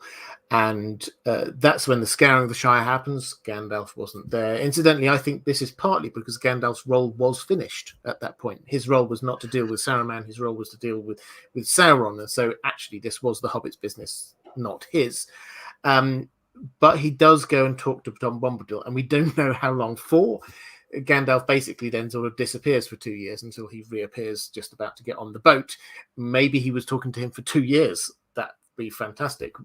But maybe not. We don't know. But what were they talking about? What do you think? Well, I think if Tom Bombadil had anything to say about it, they were probably having a jolly good sing-song. Gandalf makes a comment. He says something about Tom Bombadil has been, I don't remember it exactly, but he says Tom Bombadil has been a moss a stone gathering moss, and I've been a rolling stone caught in a stream, or something along those lines. There's some metaphor he makes about the fact that Gandalf has been tearing around, traveling around the countryside, whereas Tom Bombadil has kind of stayed in one place. And so maybe they're just talking about their lives and the different paths that life has taken them on. I can imagine them talking very much about, Tom's home life and, his kind of everyday life and so on that he's had over the last however many years he's been there in the Old Forest. Yeah, I'm just, if you carry on talking for a moment, I'm just going to try and find that quote actually.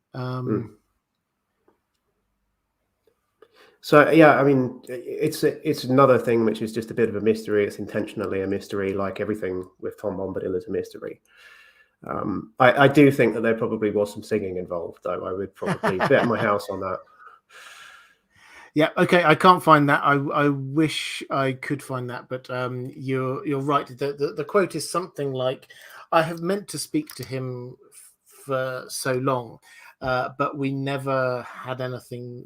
We wouldn't have anything to talk about because, he's the moss, I'm the rolling stone, and it's to do with." And we can get quite metaphysical quite quickly when we're talking about Tom Bombadil, but it's to do with who they are and what they represent. Gandalf was there on a mission all the time. Yes, he might have appeared to be a person who enjoyed relaxing and having a fun time with hobbits, but he was always on a mission. He was trying to do something while he was in Middle Earth. He was trying to achieve a thing.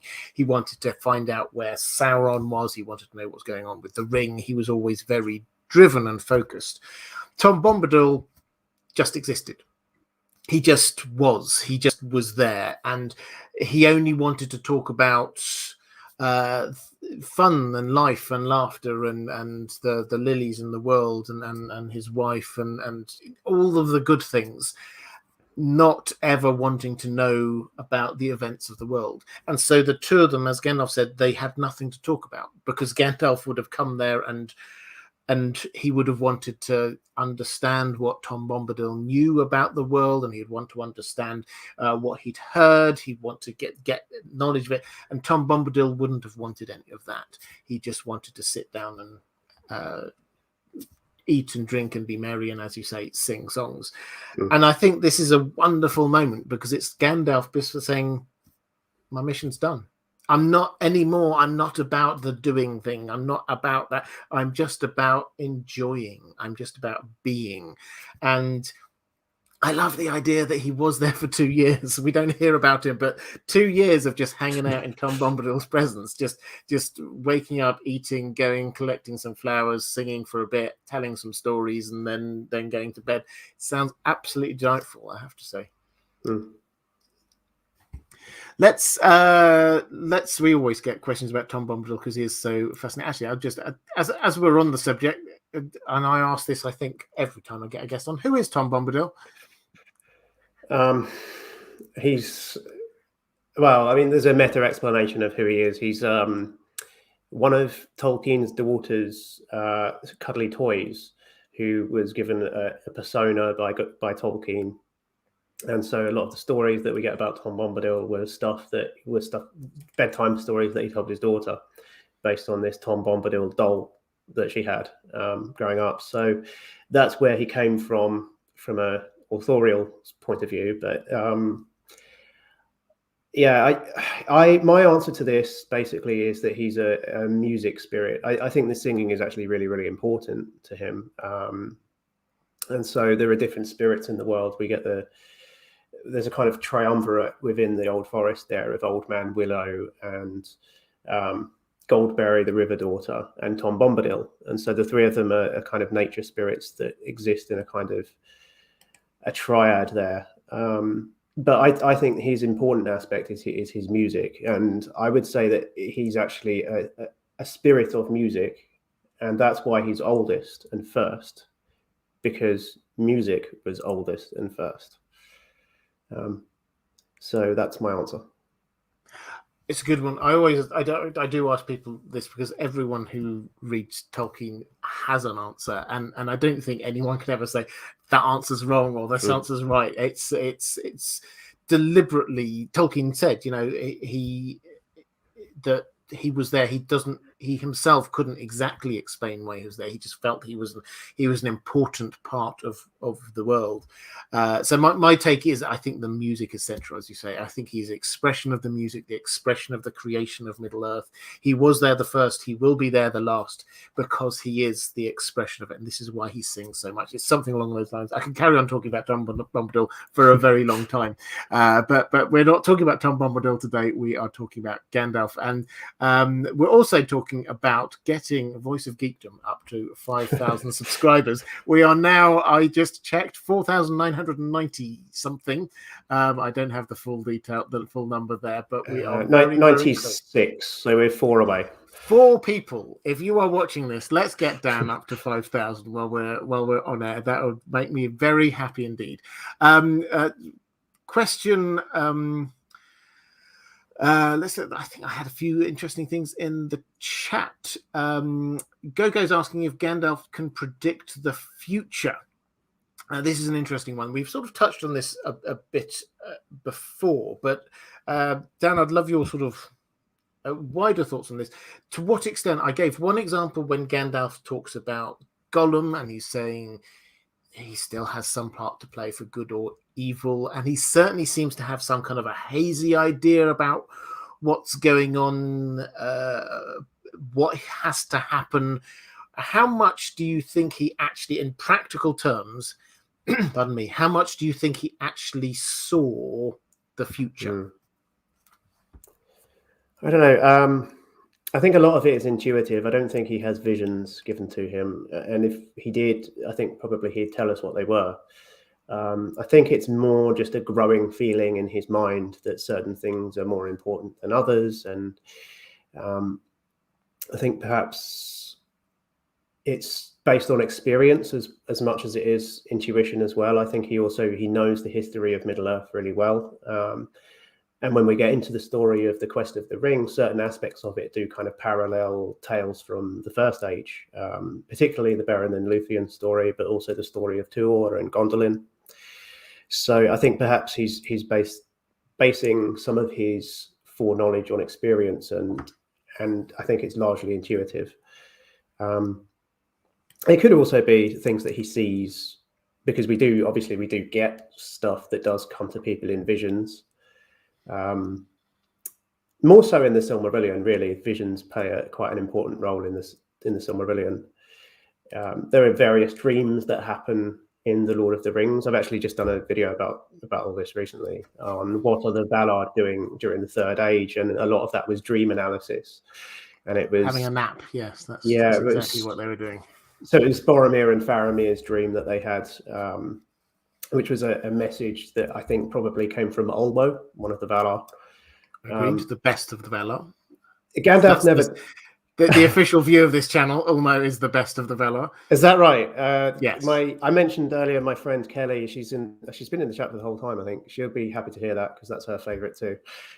She's a sailor, so she's that's her favourite too. Offering worship to Ulmo all the time. Anyway, I digress. Sorry, carry on. I think I've just passed 5,000 subscribers. So thank you everybody who has subscribed during this stream. I really appreciate it, and thank you to Robert for pushing that cause. Congratulations. I'm the first to congratulate you. And guys in the chat, thank you so much. I hugely appreciate that. As I say, it's not just a favor for a friend. If you do go, and it really is an excellent channel full of some fantastic stuff. So good. I feel very happy that we've managed to push you over the edge, over to 5,000. Had you finished your point? I can't remember where we were. You were talking about Gandalf and seeing the future. Yeah, I think so. Largely my summary there is that I think that his foreknowledge of the future comes from experience and intuition, rather than... Yeah, I think you're right, and I think that there is. He certainly didn't have like this complete vision of what was about to happen, but he had. It's almost I see it as like he always saw this kind of fuzzy road of roughly where they had to go, so he knew the direction. And he knew when something felt right, and he knew when something felt as if it was important, which is probably a memory from the music, but he didn't know the details of exactly what was going to happen at any given moment in time, which probably helps to explain how he could be so non-directional about a lot of this, about allowing people to say, should we go this way or that way? Is that which way across the Misty Mountain should we go? He could have just said, we're definitely doing this because this is the way that I know, rather than being a lot more sort of consultative about it. A couple of good theories about Tom Bombadil, just to quickly shout out. Reflective Rambling saying, I once theorized that Tom was the product of the leftover remnants or ending echoes of the end of the music that created everything. I like that. That sounds fantastic. Richard McCarthy saying, my hot take is that Tom Bombadil is like a good version of Ungoliant, an accumulation of the goodness in the music, just as Ungoliant was a literal accumulation of darkness from the music. There's some... Yeah, I've heard that before as well. A lot of people do kind of parallel those two characters. I would say a good version of Ungoliant is Varda, is Elbereth, more so, who with the association with light versus darkness. Yes, I can understand that. Erin M, thank you very much, saying congrats on 5K, Dan. Well deserved. You're getting a lot of love in the chat. I'm pleased. Richard McCarthy saying Tulkas is the best. Well, let's not get into a fight about this. Ulmo is clearly the best. Tulkas is one of the good ones as well. The reason why I say Ulmo, I should say, is that you read about him when there's this fantastic line about him. He is the Valar who never forsook the children of Ilúvatar. That's elves and men. All the other ones, at some point in some way, they kind of took their eye off the ball. They stopped caring. They didn't want to engage. Ulmo never did that. He always cared. And that's the reason why I think that he's the best. And we see that in small ways throughout the Silmarillion, even into, you mentioned there as well, the dreams and visions, even into the Lord of the Rings. He is still there actually helping out because he cares in a way that a lot of the others don't seem to. So that's my take on that one. Jewel Ilson, thank you so much for the fist bump super sticker. Let's go to a question from... I think I've got a couple more questions from my patrons. So now is a good time to drop some more questions into the chat, because we'll get to as many of them as we possibly can. 444 saying, is there a possibility to see in the Amazon adaptation Gandalf, not corrupted Saruman, Radagast the Blue Wizards, or is their presence out of the question because it may somehow contradict what Tolkien wrote? Okay, so let's get into this. What are we going to see? Is there any chance of seeing Gandalf in the Rings of Power, Lord of the Rings, the Rings of Power? We're told, as sort of overarching stuff, we're told this is going to be in the Second Age. That's what we've been told. We've been told that this is going to be focused on the Rings of Power, which through the Second Age. And we've also had they released this fantastic shot of what was the Undying Lands, this, and clearly was not in the Second Age. So we're not sticking to just the Second Age, but Gandalf as a character, we're told, arrived in Middle-earth in the Third Age. So that's after this. Do you think there is any chance that we could get Gandalf, or indeed any of the other wizards? Well, we think that they probably can't contradict Tolkien's writings too heavily, but what they can do is build on Tolkien's writings as long as they don't contradict them. So that leaves a slight window of possibility that we might see some sort of cameo.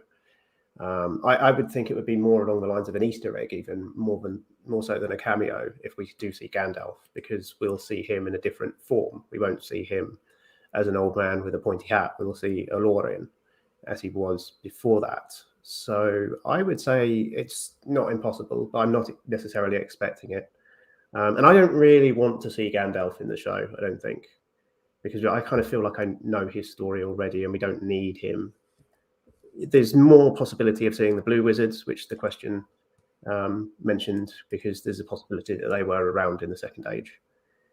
So that's something to watch out for. But I would expect that to happen later on in the series, not necessarily in season 1, if we do see anything of that.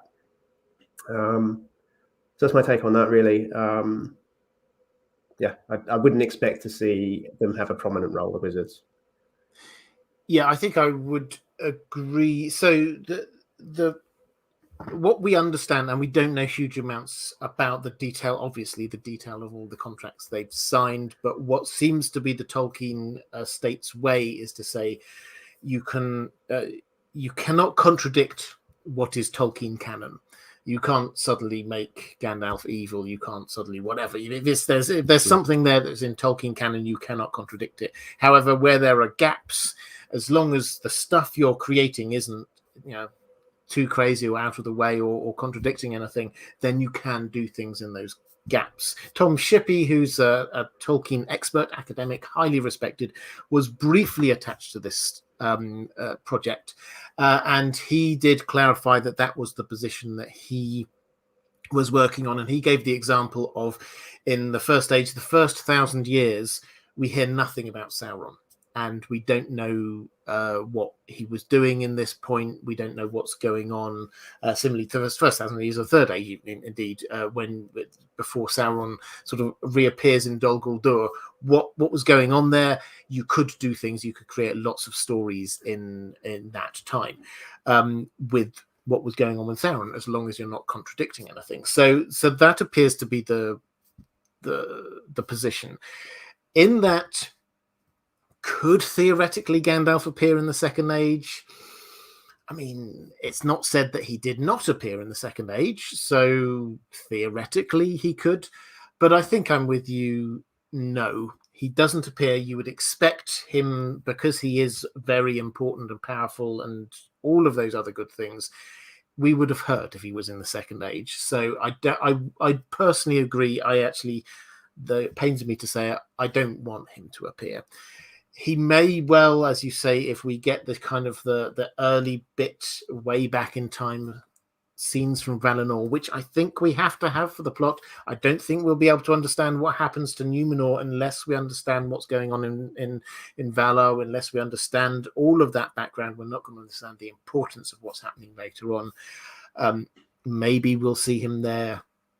I don't know. I'd love the idea of them just hiring Ian McKellen for an afternoon to stand in the back of a whole load of extras. And then us pouring through the detail and somebody seeing his that would work for me. I would like that. The Blue Wizards, yes, and I want them. I want them to be involved.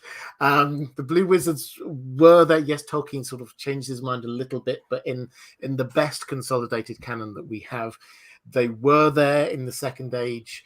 And they sort of did a lot of work to prevent what Sauron was doing in the East. And then they went back in the Third Age. So that seems to be what was going on. And it was in the Third Age that they sort of sank away into corruption and evil or whatever. But they do appear to have been in there in the Second Age. And I would like to see them, because I think that they are so mysterious, and they will definitely have had an interest in what was going on. If this is about the Rings of Power, and I'd love your take on this one, which is a slight digression, but if we're talking about the Rings of Power, and this is going to be about the Rings of Power, we know 7 rings of power for the dwarf lords. 4 of the 7 dwarven nations are off in the east. So presumably the rings of power going on over there. We know about the elven rings of power, the human ones. Well, we've got one of them at least, Cumul the Easterling. He was from the east, and presumably maybe a few of the other ones went there. So if we're covering the stories of where these rings of power went, we're going to have to go east. And if they are there, the Blue Wizards are there, then I think they will be involved. But I would love your sort of take on that. Do you think we will head east? Do you think we would see these stories there? What do you think? I suspect so, yes. One thing I would say about this is that we will probably get origin stories for at least some of the Nazgul, because we are focusing on the Rings of Power. That's the title of the show. We know that 3 of them were probably from Numenor.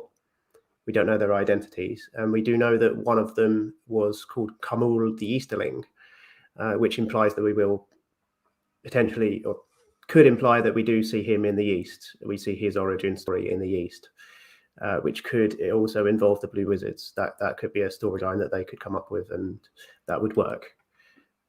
So I wouldn't necessarily, this isn't a leak. I don't have any information on this, but I'm hypothesizing here that could be something that they could do and explore.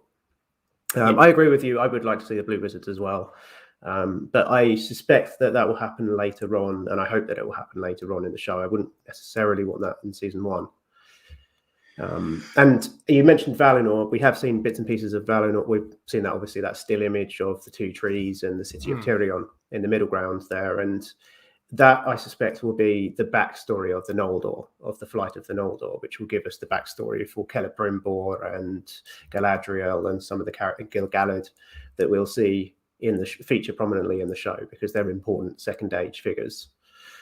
So yeah, that's my answer. Good answer. Connected to all this, Karis Ballerina, this is picking up for Edward Says, thank you very much. Does Gandalf ever give specific reasons for why he does not go east? Does he not like the food? I think the short answer is, well, yes, he says he doesn't like whatever food. No, he doesn't mention the food, and he doesn't give a specific reason. But I think, I'd love to know your thoughts, Dan. But my take was that when they came across, 3 of them headed east. So actually, where should Gandalf be? If we've already got one of them who clearly, when we get Radagast, clearly just wanted to set up a little house somewhere in the forest and not go out that far. And yes, he had lots of sort of bird spies and things like that. But if you're going to have somebody who is sort of covering the rest of the West, Gandalf couldn't really head east. Otherwise, that would be missing out a huge chunk of coverage of Middle Earth. But have you got any other reasons there why he might even? You said he might have gone south, but not east. We don't know that he didn't go east necessarily. It could be that he did at some point, and we've just never told about it. I said earlier on he did apparently have a name that he was known by in the south. We don't know whether it's the near south or the far south, but somewhere in the south he was known as Incanush. So yeah, I suspect he probably didn't. Otherwise, we might get some sort of bit of lore about that. You said 3 of them went east. One of those 3 was Sauron in one version of the storyline, anyway. And what happens is, at least in the essay that this piece of lore comes from, is that Tolkien tells us that they go east, and the 2 blue wizards were never heard from before. But Saruman came back, which is suspicious, because we know what Saruman's like, and perhaps those other 2 came to a bad end. So maybe there was a little bit of foresight involved in why he didn't go with them as well. But as you say, like he would have been the only active person in the East, in the West at that time, because Radagast was, as you say, he was content dealing with his local flora and fauna and just chilling. And if the movie interpretation is to be believed, enjoying certain substances. Yes. And also, if you had to pick somewhere where Sauron might return, which is what you're kind of expecting, it would be maybe Mordor. Maybe he would be searching for the ring. When was the ring last seen? Well, it got lost in the mists of time, exactly where it was, but we know that Isildur was heading up the Anduin River, the Gladden Fields around there, that's when it got lost. So that kind of area is where you would expect Sauron, if not to make an appearance, then certainly to have some people looking out for him. So it kind of makes sense that you would, if you're actually serious in confronting Sauron, that's the bit that you would go to. The blue wizards heading off east, that seemed to be roughly where they were before, so that kind of makes sense. They're going back there again. But yeah, Gandalf, I don't think he was ever seriously thinking about it. He might have gone east, as you say, we weren't told, but the implication is that he didn't. Chaos Ballerina, again, thank you very much, picking up for Callie Summers, saying Alorin was fearful and unsure about going to Middle-earth. Gandalf is confident and inspiring with Naya. That's the name of the ring. Would he still have succeeded without the ring? Was Varda wrong or counting on Círdan? Yes, so this is an interesting question. What's the I mean, my take is that the ring was necessary to help him keep going forward. But what's the interaction here? We know we've got Círdan who's there. He's clearly waiting for Gandalf. Glorfindel, I think, is there as well. And he gives him, so he's expecting to give him the ring. Is this something that is part of the wider plan from the Valar sending him over there for him to have this ring, do you think, Dan? Or was this just Círdan just going, oh, here's a ring, you should have this? Well, Círdan is one character who did get visions. There's a storyline about him in the first age where he gets a vision of the ship that he will one day build for Eärendil at the end of the Quentis Silmarillion. So it could well be that this was an inspired notion that he had, inspired in the sense of by the gods, either by the Valar or by God himself. So I think possibly everything is part of Eru's plan. Really, everything is everything is predestined in this world. So yeah, I think it is part of his plan. Would you say though that it's like? I think the question, I don't have an answer to this one. This is why I'd love your thoughts. Was this direct communication from, I don't know, Varda or Manwë or somewhere to say, Círdan, give Gandalf this ring, or do you think it was slightly looser than that? We can't say. I don't think that passage really says exactly where that comes from. Círdan doesn't tell us. He just has this notion from somewhere, so you can only speculate. That sounds like a wishy-washy answer, but that's kind of that's the right answer. That's what we have to work with what Tolkien wrote. But I would speculate that he did have some sort of vision, just because we know that he has done in the past. So I think I would agree, and I think that this is, and the fact that Glorfindel was there, certainly one account was there, means, I think, because he actually was very recently, his history, fascinating character. He went back to Valinor, and then got, having been in Middle Earth, and then got sent back to Middle Earth in the Second Age. So he was more closely associated with what's going on in Valinor, and he's almost described like an angelic spiritual being when Frodo sort of sees him as this sort of white flowing figure. So him and Círdan both being there certainly seems to imply some kind of link across, I would say, to what's going on in Valinor. Even if it's not direct communication, then something.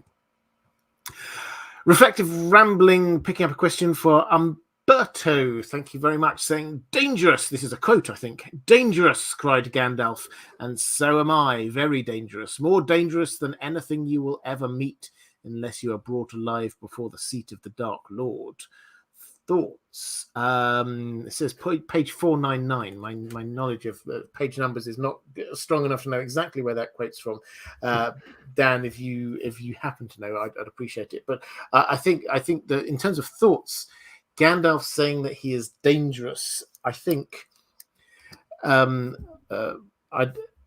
the context may be important here, but is he dangerous? Well, yes, of course he is. Compared to almost anyone else in Middle-earth, Gandalf is on another level of he cannot be killed.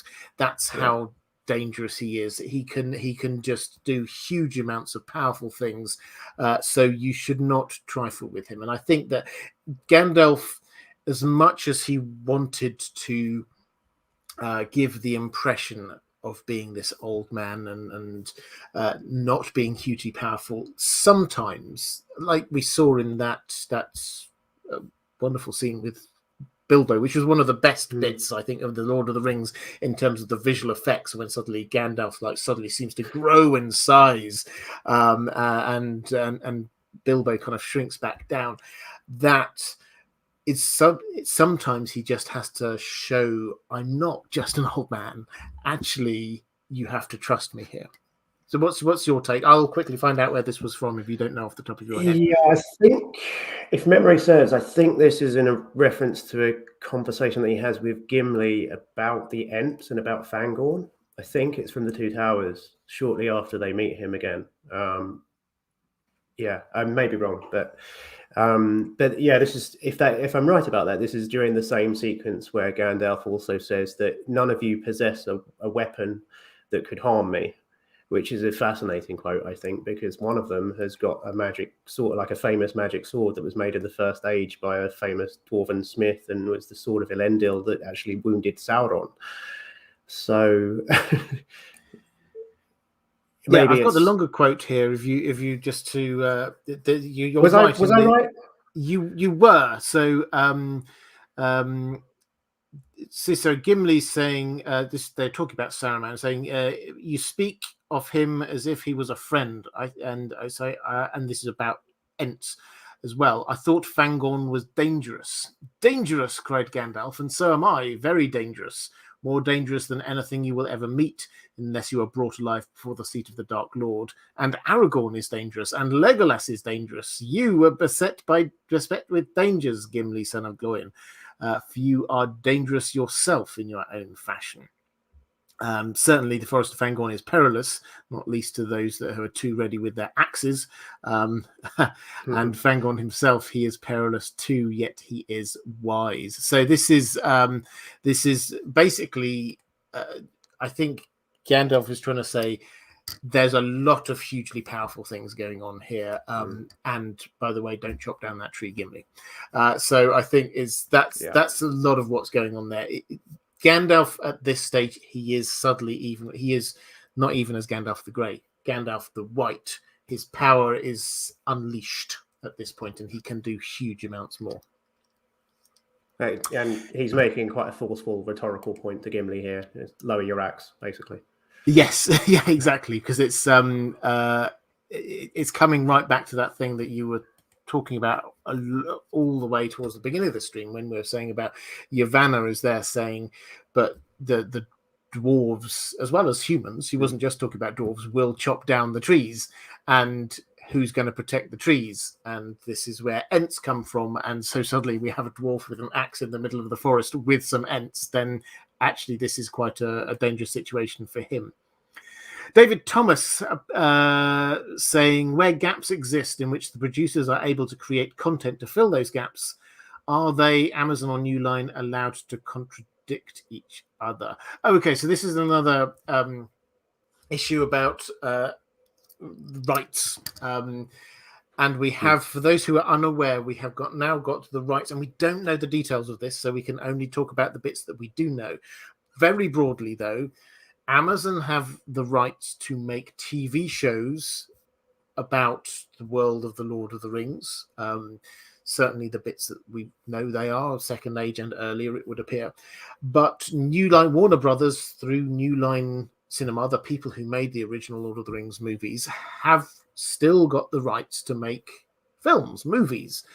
Again, presumably in all of Tolkien's world, but we do not know. And we know that this is the case because we've got the War of the Rohirrim has been announced as an anime movie, which is going to be happening at some point. I've not heard anything about that recently, but I don't know how long an anime movie takes to make, but they announced it like 6 months ago. So maybe it'll even release this year. I don't know.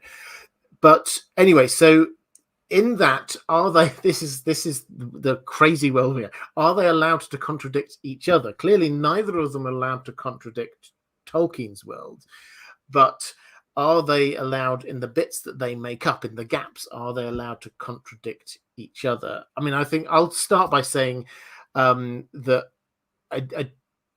we don't know the details of the contract, and I very much doubt that the contract says you cannot do something which contradicts what that other person did before you, or otherwise they'd be just in this kind of strange war to be producing something first so they don't get boxed in. And where does it end as well? I mean, exactly. Can they contradict Ralph Bakshi's Hobbit? Can they contradict the other animated films, the radio adaptations? That there's all sorts of things. Yes, and sorry, I think I cut you off. No, it's okay. So I think that the way that this is probably going to pan out is that they will, to start with at least, sort of do cover different bits. And I think so. We've got the War of the Rohirrim is not in the Second Age. This is a Third Age. Pardon me. This is a Third Age story, and so there is no real danger of contradicting what's happening in the Amazon TV show, or vice versa. And I would imagine that when they choose a next thing to make a movie out of, or Amazon choose another thing to make a TV show out of, because let's not forget they didn't just buy the rights to make one TV show, they bought the rights to make as many as they wanted. So expect at some point an announcement of another TV show, a spin-off, or whatever they want to call it. I imagine they will probably try not to do the same thing, each of them. They will try to cover a different bit. Eventually, there probably will be some differences. In the same way that, as you say, previous people who've had the rights to develop this have created some, there have been some slight differences. But yeah, sorry, I talked a bit on that one. I'm interested in your thoughts too. Yeah, it'll be interesting if they get as far as the War of Last Alliance, which is the scene that we see right at the beginning of the Lord of the Rings, the Fellowship of the Ring movie, the Peter Jackson movie. It'll be interesting to see how they handle that, because most people are more familiar with the movies than the books. And there are some quite distinct differences in the way that the movies handle that compared with how the books describe those events. So if they do get as far as the War of Last Alliance, which I wouldn't like to guess whether they will or not, but I think there's a very realistic possibility that that's where the story will end in the show. It would make sense, because it would make cinematic sense, because people are familiar with that prologue scene in the movie, if that's where they ended the show. Mm-hmm. It'll be interesting to see how they handle the fight with Sauron and the cutting of the ring from his hand and everything that happens there, because it does happen differently in the books. So that's the only thing I'd add, really. But we don't know, because we don't know what the details of the contract are, and we never will. So no, and I think I personally think they will. They did name check, so we did get a short statement from the showrunners alongside that kind of teaser name reveal thing. Oh, that's right. They did mention the Last Alliance, and they did mention the Last Alliance there. So I think we will get that.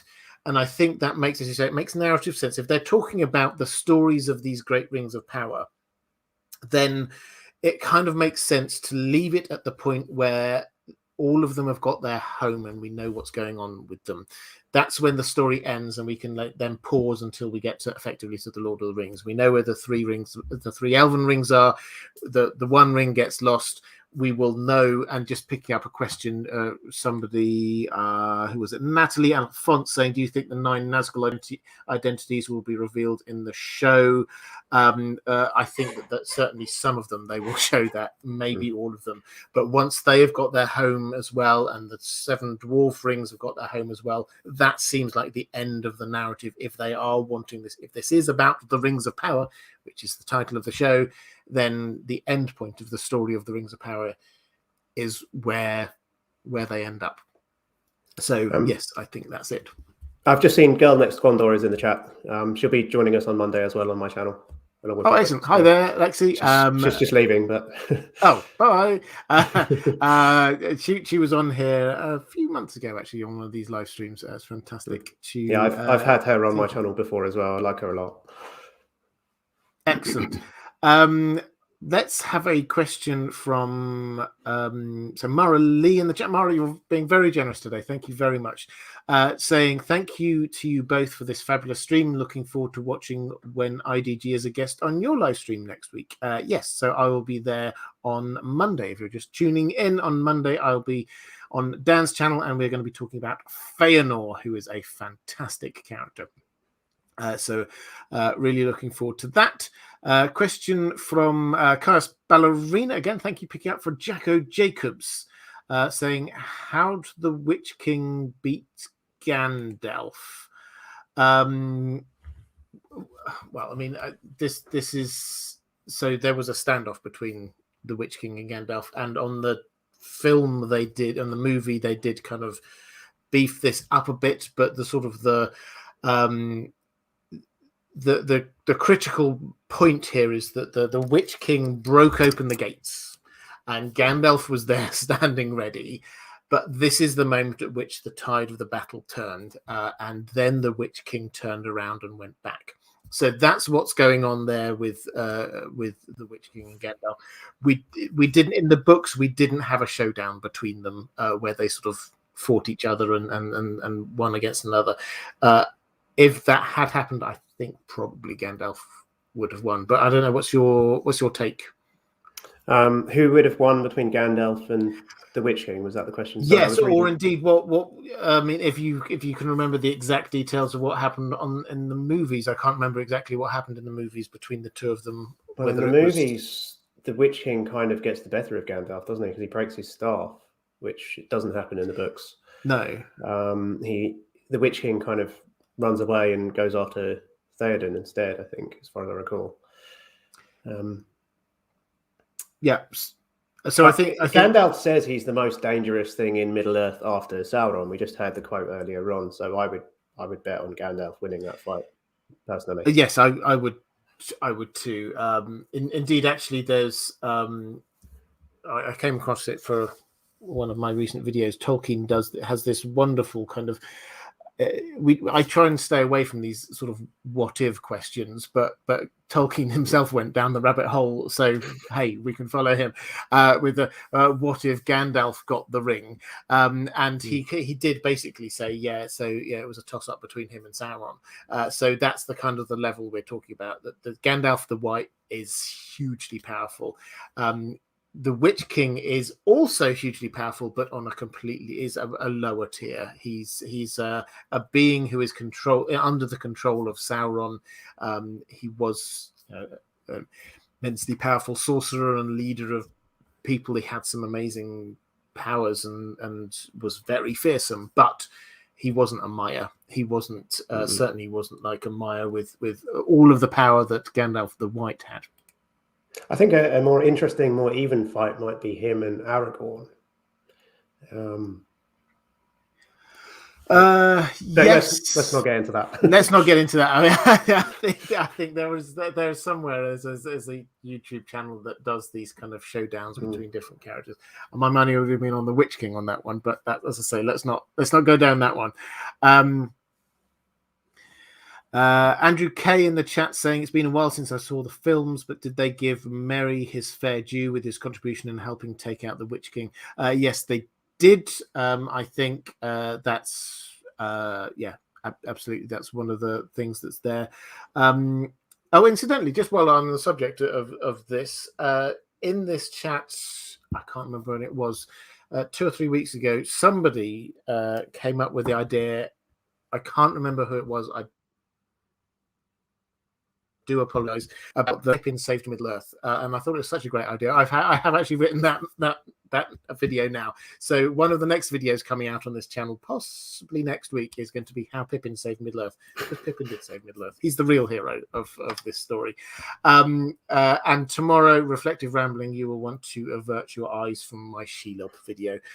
So that's what's coming up on this channel. Let's go to, I think I've got one more question from my patrons. Yes, so this is Mara Lee. Actually, I think we might have answered this one already. Mara saying, after Gandalf's mission with the Fellowship is completed, he goes to Valinor. Was he going to retire? Is he going to turn back into an angelic being? So, yeah, I think we've sort of broadly answered that one already, actually, picking it up. I think the only bit there that perhaps, Dan, I'd love your thoughts on this. He took on the physical form of Gandalf as we know him in entering Middle-earth. Do you think he took that off in order when he returned back to Valinor, when he went back to the Undying Lands? Or do you think he kept it on for old time's sake? I think so. I think he probably did, because I sort of feel like those were his work clothes. And he was getting back home after a long day's work, you take your work clothes off, don't you? And I think that's probably what it was like for him. He probably slipped into something more comfortable. But he was a shapeshifter, so as a Maya, he could take whatever form he wanted. So he could, assuming he did shed that shape, he could appear as an old man again if he chose to. Yes, and just to sort of tie into something that's in the chat at the moment, somebody's pointing out that no man can kill the Witch King. Of course, Gandalf, although he's taken on the raiment of an old man, technically he's a Maya. So does that mean that he's a man? Perhaps not. If this is where Tolkien was very much entering the world of technicalities with that death by being killed by a woman and a hobbit. So I think being killed by a Maya would probably also enter into that. Okay, let's have a quick check through, see if we've got any more questions in the chat. A lot of people are just suggesting things, epic fights, who would win. Edward says the movie implies that the Witch King could snuff out Gandalf at any time. Felt like he would rather keep Gandalf alive for him to witness the triumph of Sauron. I think that's where the movies were coming from. Kugelbit saying, I think Glorfindel was just throwing shade on men as a race and probably figured an elf would kill him. Yes, so this was where this Glorfindel was the person who came up with this line. He will not be killed by the hand of a man. This is so. I mean, I don't know. What do you think, Dan? I think everyone tends to interpret this as being this wonderfully foresightful view of who is going to be killing him. Do you think he was just throwing shade? I think when he said that, he probably did mean it, as a racial group, as in men, as in humans, rather than by a male. I don't think he knew what he meant when he said that. So, yeah, it could be he was just throwing shade on men, because he was saying this to the King of Arnor. He was saying it to the King of Gondor. Because he was restraining him from going after the Witch King, because the king wanted to go and chase him down. So, gosh, I don't know, but yeah, let's carry on. Philosopher's Games is in the chat. Hi there. Yeah. Another fantastic Tolkien YouTube channel. Do please go and check him out. He was also on here a couple of months ago. Good friend of mine, actually. We talk quite a lot. He's going to be on my channel soon. We're going to be talking about Elrond, a pre-recorded piece. Excellent. And he is the person who does the longest live streams in the world. And I don't mean that in any way a criticism, because he talks a huge amount of very knowledgeable and sensible stuff. But if you ever think, mine go on for quite some time, then I've got nothing on him. I was on with for 3.5 hours one time. And there are longer ones than that, I can assure you. Reflective Rambling saying, what is it about Gandalf that you and Dan find most interesting? Or if you could play a cameo in the series, what would you play? Well, I think we could probably answer both of those ones. So in terms of what I personally find most interesting about Gandalf, it is this juxtaposition of being a character who comes across as being sort of very weak in some ways, but is actually very powerful. And this sort of sums up a huge amount of what Tolkien is telling us in the story as a whole, is that it is the weakest, it is the humblest, it is the most pitiable. They are the people who often are the strongest, and often that is where the hope comes from and the win comes from. And that is sort of embodied in Gandalf. Even the great, wise, powerful character who they have to be mentoring them through this is himself encapsulated with this idea of weakness. So that's sort of in the first one. And in terms of the second, if I could play a cameo, I'd be very happy. I've starting it here, third Numenorian spearman on the left. I'm very happy to be anyone on this one. I think if I could be a Numenorian who gets washed away with all of the dregs of that society, that would make me a very happy man indeed. But Dan, what about you? Either or both of those questions? I'd quite like to be a Nazgul, a pre-racified Nazgul, like one of the definitely one of the villains. I think bald men are always cast as villains. So, as to the you're other not question, bald as long as you've got a hat on. That's what I think. What was the first question? Sorry, it was. What was the thing you like most about him? What do I like most about Gandalf? Yeah. One thing I find really interesting about him is his preoccupation with the hobbits and how he spends so much time with them, and how he feels that that's important, and he has a special friendship with the Shire. And for a long time, there didn't seem to be a strategic reason for that. They weren't involved in the affairs of the great wars with Sauron and so on. They weren't important. Nobody else felt that they were important. But Gandalf invested his time in getting to know these little people, and and it just sort of illustrates what kind of guy he was, really. So I like that about him. He first came to know the hobbits during a period of time about 250 years before the events of the Lord of the Rings, which is the Long Winter, which was an event which actually is going to happen around the same time as the storyline of the anime, interestingly. So this was when Helm Hammerhand was king in Rohan. But up in the north, there was this long winter, which was, as it sounds, it's no relation to the winters of George R.R. Martin, by the way. This was an event that kind of affected a lot of the map, and so Gandalf first came to the Shire during that period, and he was there giving aid to the hobbits, and I think it said that he learned a lot from them, and he was inspired by them, and that was probably why he spent so much time there. So I really like his relationship with the hobbits. I said earlier on as well, I feel like he's picked up their talent for banter, the kind of, I called it earlier, casual abuse that he gives people at various times. I feel like that is a hobbit trait that he's picked up. So I like that. Yeah, I like it too. And yeah, I was just thinking, being background extras, if you can be a Nazgul, I mean, if you can be a Nazgul, be a Nazgul. I think that would be that would be quite impressive. It's like that time when Daniel Craig was a stormtrooper in one of the Star Wars movies, just because you'd never recognize him, but he's there.